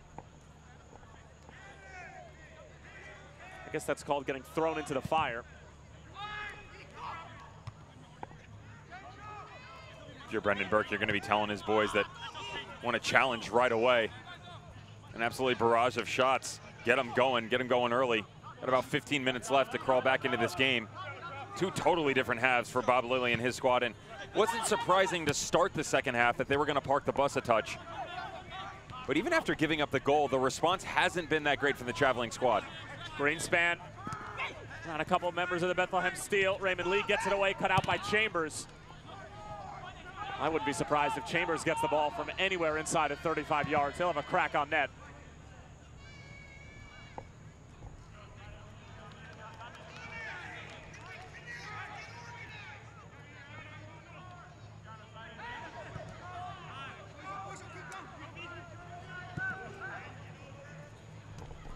Bizo.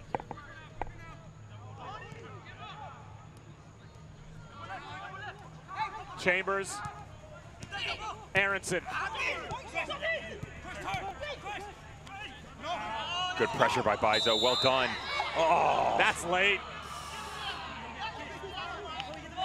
I think that was more the assistant referee than it was Guido Gonzalez Jr., our head referee. Phenomenal work ethic by the outside back. You saw him push up the field, and as he tracks back here, he gets stuck in very appropriately on Raymond Lee. Coming over the back. That's head referee doesn't make the call. I disagree with that, and so do you. Speak for yourself. I'm saying I'm with you. I disagree with the referee's decision. I didn't say that.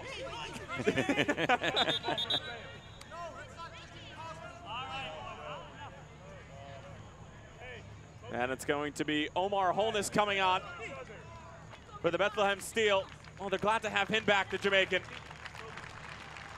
Scored 2 goals in the last 2 games, and he'll replace Santi Moar. And Moar, the creator of the Nanko goal, which was the equalizer. Fantastic performance, the substitute brought to you by Lehigh Valley Health Network. Tevin, your thoughts on Moar's performance? Opening 45 was very quiet.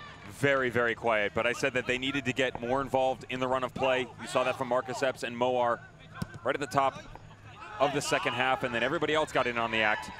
Here's Nanko breaking free again. Holness, first touch of the night. And it's a heavy one. And a little bit of a coming to. But it's all love between Kennardo Forbes and Omar Holness. Actually quite surprised that Brendan Burke has brought Holness on for 2 reasons. Number one, he told us when we chatted this week that wasn't really going to use him unless it was absolutely necessary. And if you take a look at who's rostered this afternoon, he's got Ferris, number 35, recently acquired Cameroonian out of Montverde Academy.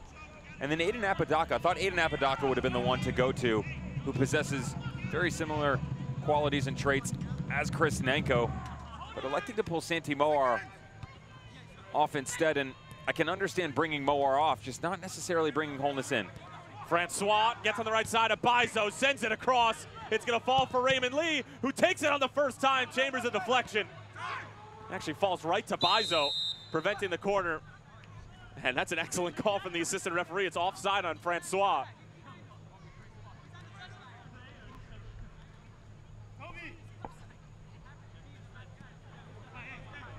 Just explaining it to Francois that he was on the touchline when the ball was sent in.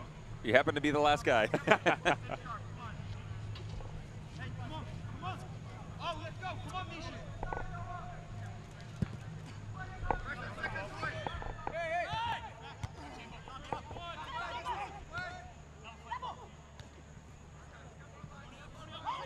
Chambers can't get there. Francois stepping to it.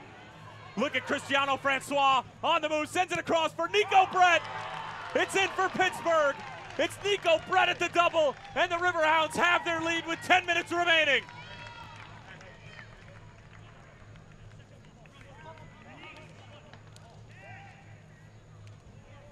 All sorts of discombobulation going on for Bethlehem Steel as the Riverhounds, who have remained quiet in this second half, downshift, turn things up and start to go in transition the other direction.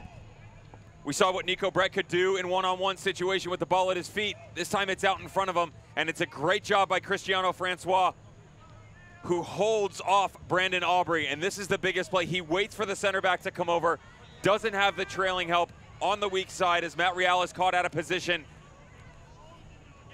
And you can just see it's easy pickings for Nico Brett. Slides into the back post, picks out the far post. Jake McGuire can't come across, and he gets his second of the night. And we now officially have a 3-way tie for the Golden Boot Race in United Soccer League. Nico Brett, Thomasina Voltson, and Cameron Lancaster. Honestly, a bit surprised at this point in the season that we have 2 Eastern Conference players at the top of that list. You tell them that. I mean, just making an observation. I think you would agree that the Western Conference tends to have more firepower. More firepower offensively. Agreed. The defensive squads are in the Eastern Conference as well. That's also why I'm surprised. Here's Francois, had the assist on the Nico Brett score. Brett drawing the foul. Brandon Aubrey, the culprit.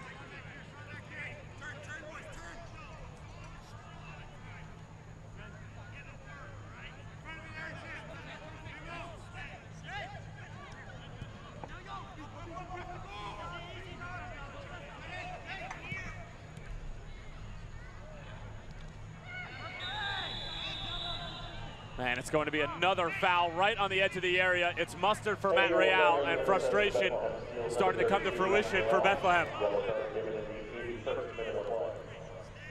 Got to give credit where it's due, and the Riverhounds have not pulled back whatsoever. They are continuing this high energy movement over the past 5 minutes that we've seen just before the goal and now following through after. Matt Real once again getting caught out of position. That seems to be the theme of the night for him.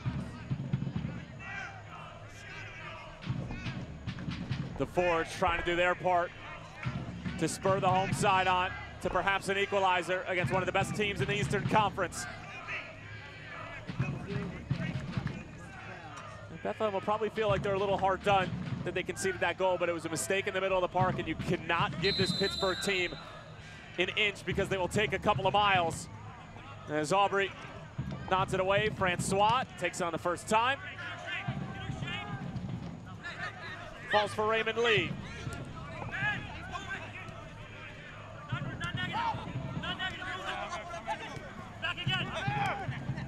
Francois. Cut out by Galena. Michi Galena opening up the strides and just decked by Ben Zemansky. Not exactly sure what he's complaining about. He did throw him an elbow.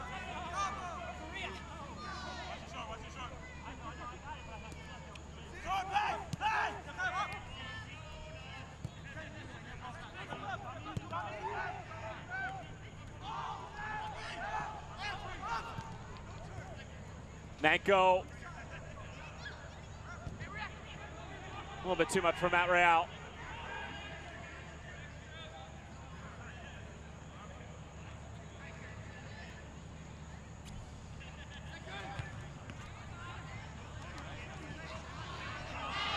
Holden is taken down by Greenspan. No call from the referee. Shouts from the supporters section, the Forge. Francois along for Forbes. He'll beat Brandon Aubrey there. Bizo cuts it out.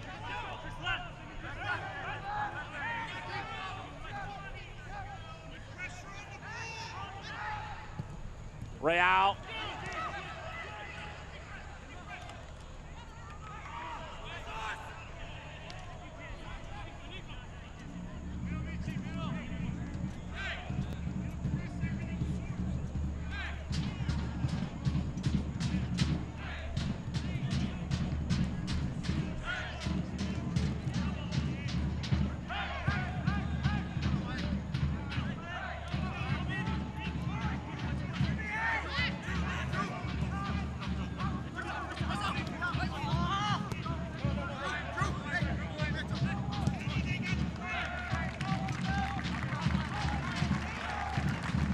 Daniel Lynn being ushered off. Matt Real onside. Bethlehem moving forward. Real off a Greenspan, and a corner kick coming up for the steal.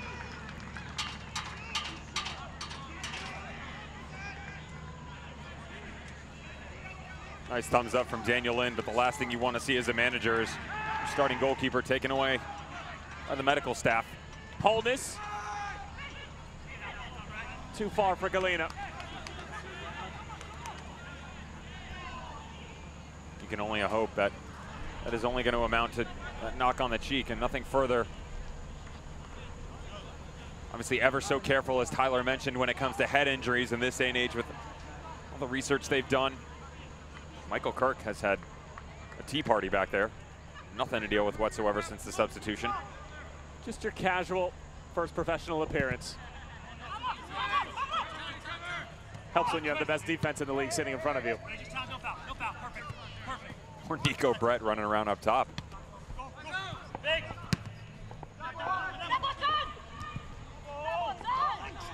Chambers gets it over for Aronson. Good idea to try to find Holness.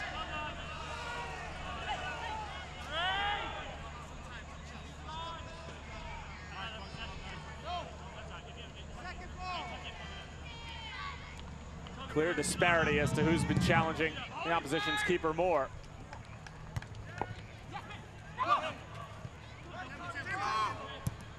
Chambers become very direct for Bethlehem. Down a goal, final 5 minutes. And how about this? Hugh Roberts, a former member of the Bethlehem Steel, getting ready to come on for Ben Zemansky, the next dead ball. Some posturing by Bob Lilly coming down the stretch. Brendan Burke, very fond of Huey Roberts, telling us that played such a pivotal role in their performances last year. Very well liked within the squad. You're on a nickname basis with Hugh? You'll get yours, don't worry. Huey? You'll get yours. Thought it's already boo-boo. Bobo.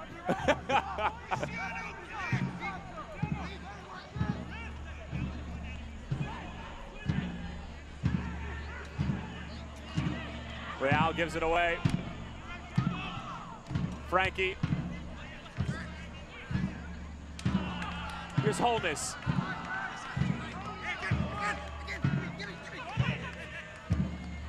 Chambers. Matt Real won't be able to get there.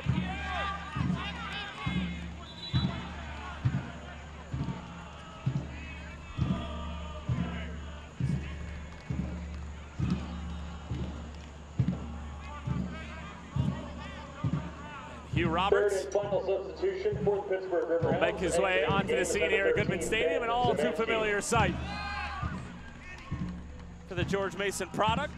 Entering in his place, welcome back to Bethlehem, number 6, Hugh Roberts. And Roberts will get an opportunity to help Pittsburgh lock this one down. Roberts is a phenomenal athlete. Was recruited to play college basketball at George Mason in addition to soccer. I hear he also is quite the karate master. Believe he has a black belt. I'm working on mine. The ones that you buy from Cole Haan don't count. I still got to get to my first session, but I have an introductory class that's waiting for me. It was a present. Wasn't the present I got you for your wedding. It's still in the mail. Speaking of which, I never received my birthday present. I told you, you got to come over and get it. All right. Not allowed at my house anymore.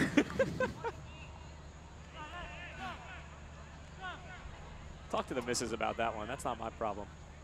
Your missus or mine? Yours.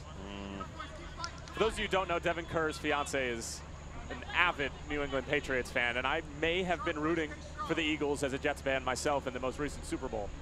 And that didn't go over well.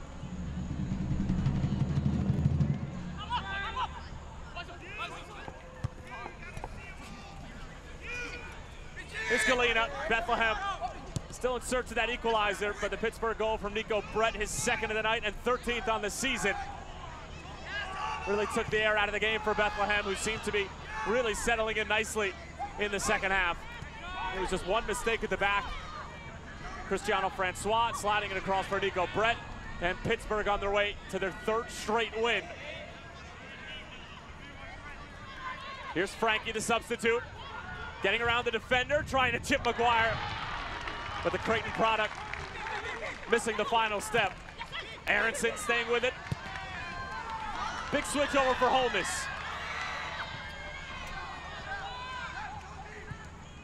Aronson. And just mistimes it for Chambers.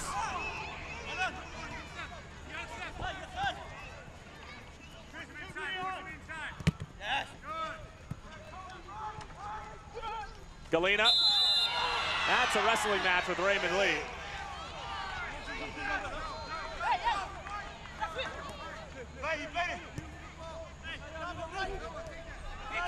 We're hearing that we'll have 4 minutes of stoppage time down on pitch level. Skundridge, Aubrey, everybody forward now for Bethlehem. Brandon Aubrey picking out Nanko. Chris Nanko, oh, that was mighty similar to an assist he had against New York Red Bulls too. Chambers with the late equalizer when Bethlehem scored 2 goals in the last 4 minutes of play to come away with a point. Here's Nanko again. Denied by Nico Brett. Mahoney. Greenspan wins the header, only as far as Aubrey. Good ball long for Real.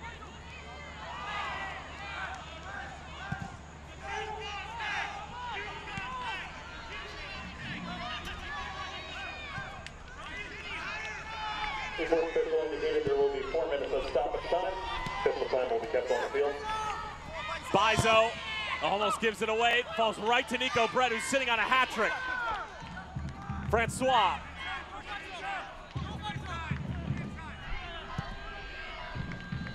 Big switch over for Frankie, but it's out of play.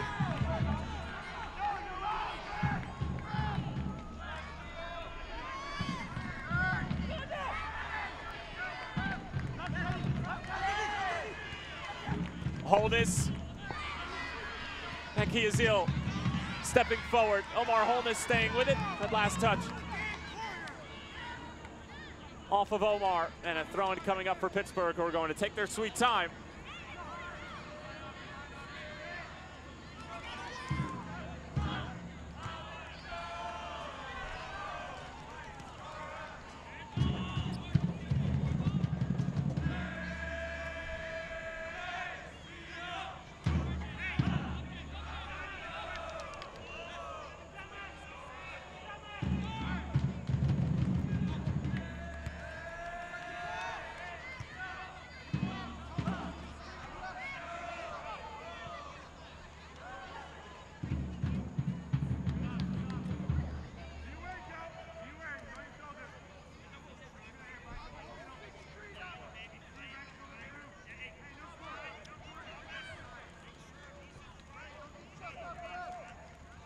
Hugh Roberts.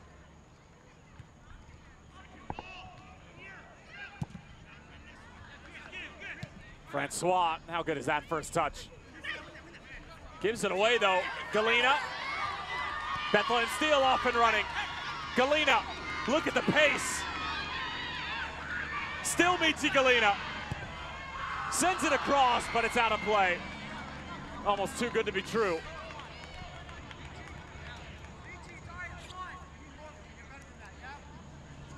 Good stuff by Michi Galena on the right side, trying to close the game out and find Nanko in that trailing run on the back post. Might be a little too late for Bethlehem Steel. It's always frustrating as a player. You work so hard and get to the byline and just lack that crispness in the final third.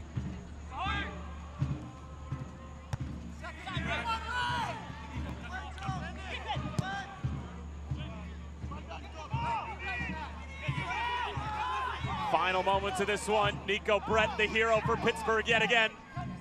A baker's dozen on the season. Bethlehem played very well in the second half, but it was one mistake, and Pittsburgh made them pay dearly. Raymond Lee wins it back. Checking the watch from Guido Gonzalez Jr. Canardo Forbes, a nutmeg for good measure.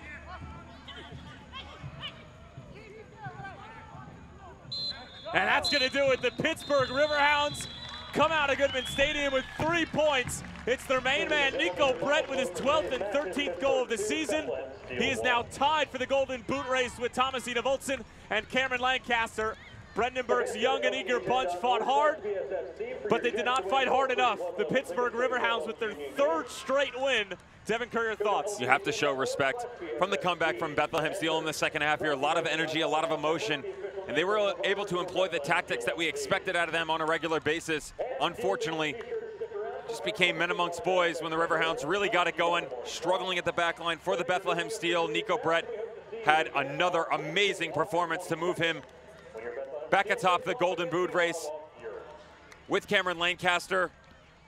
And now it's back to the drawing board for the boys in blue, as they've got a couple games in front of them that are very manageable, but are going to have to recover well. The 3-game winning streak for Bethlehem is snapped. Pittsburgh starting a winning streak of their own. 9 straight points for Bob Lilly and the Riverhounds. Final score from Goodman, 2-1 to Pittsburgh. We'll be back in a moment with postgame.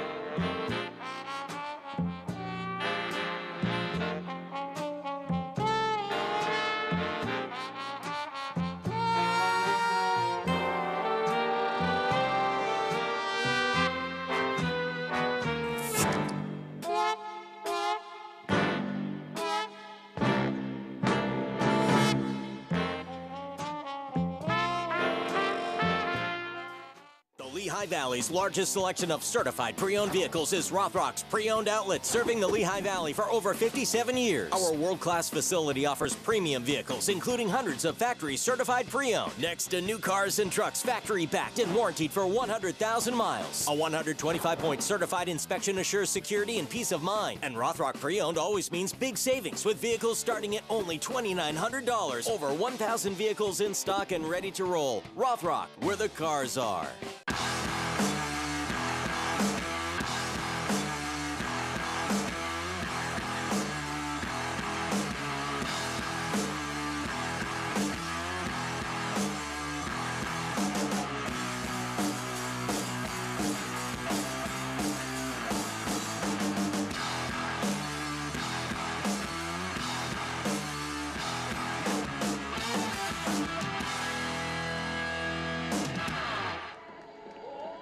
Full time here in the Lehigh Valley with the Riverhounds reign supreme over the Bethlehem Steel. Bob Lilly, 3 points on the road, but in typical Bob Lilly fashion, seemingly not happy with the squad. There were some holes in their performance, but at the end of the day, they come away with a win. Nico Brett comes away with a brace. Tyler Terrence along with Devin Kirk will recap what happened here in the Lehigh Valley. And Nico Brett, I mean, this is just individual effort at its finest. It's a subtle touch from Canardo Forbes to open up the space for Nico Brett, and like you said, just brilliance, putting it onto that left foot of his, challenging Matt Riel. He does a decent job, but his reaction time is late. And then when you progressed from Bethlehem Steel, they were quiet in the first half. Santi Moar shot out of a cannon in the second half. Chris Nanko gets into the one-on-one opportunity, does his diligent duty, goes to the near post, able to beat Daniel Lynn. That would equalize in the early moments of the second half, and Bethlehem really did not show well at all in the first 45 minutes. They come out extremely hot in the second 45, and it looked like Bethlehem were going to be on their way to at least a draw or perhaps 3 points. Jake McGuire with a good save here on the Cristiano Francois effort. Francois really started to settle into this game nicely in the second half. The second 45 for Francois was extremely impressive, and he had been employed on the left-hand side, but he was very quiet, decided to start to cut in a little bit. That's where he was able to make the most movement for this Riverhound squad moving forward. It was his combination play, getting involved with Nico Brett. You saw Dabo really starting to push him into the channels, which enabled them to get their second goal. But Bethlehem Steel had answers of their own. Brendan Aronson, just moments after coming on, gets into a nasty collision with Daniel Lynn right at the top of the box. Good save for the goalkeeper, but he had to pay for it. Daniel Lynn would have a shiner the size of a Brooks Koepka-sized golf ball and would end up leaving the game. Enter Michael Kirk, but then enter Nico Brett into the back of Bethlehem's goal. 13th goal this season. It would prove to be the game winner. We talked about him before, but this is all about Cristiano Francois and what he was able to do. Put it on his right, back on his left, got into space, put Nico Brett out in the open field. And if that's going to happen, you are playing catch-up almost the entire time. As you see, they were not able to get back to the Riverhounds and fall 2-1. And you can see from the stats here, I mean, even when Michael Kirk came onto the scene, making his first ever professional appearance, Bethlehem didn't even have a single look, let alone trying to challenge him, just in general. 2 shots on target, one of them finding the back of the net. Lynn was able to make one comfortable save when he was on the field for the first 70 minutes or so, but Pittsburgh just imposed their will. Used the comment coming out of the end of the game that it was men amongst boys, and that was because of the physicality you saw deployed against this young Bethlehem Steel squad, but also their conditioning. Much different than what they've been used to in the past. This is a high-tempo Pittsburgh Riverhounds team that likes to go both directions very rapidly. Bethlehem Steel haven't seen that before. They had trouble counteracting it. They were able to do it at the start of the second half, but could not carry that full circle for the final 45. Well, the Bethlehem Steel's 3-game winning streak comes to an end, but it came against a formidable foe, the Pittsburgh Riverhounds, taking down Bethlehem by a score of 2-1. And for the Steel, their next game is going to be at Toronto FC up in Canada. And for the Riverhounds, they take on Mike Jeffries and the Charlotte Independents at home at Highmark when they return from this mini road trip. For our outstanding crew, my broadcast partner, Devin Kirk, Tyler Terrence, saying so long for now. Final score, Hounds 2, Steel 1. We'll talk to you soon. This copyrighted telecast of the United Soccer League may not be retransmitted, rebroadcast, or reproduced without the express written consent of the United Soccer League.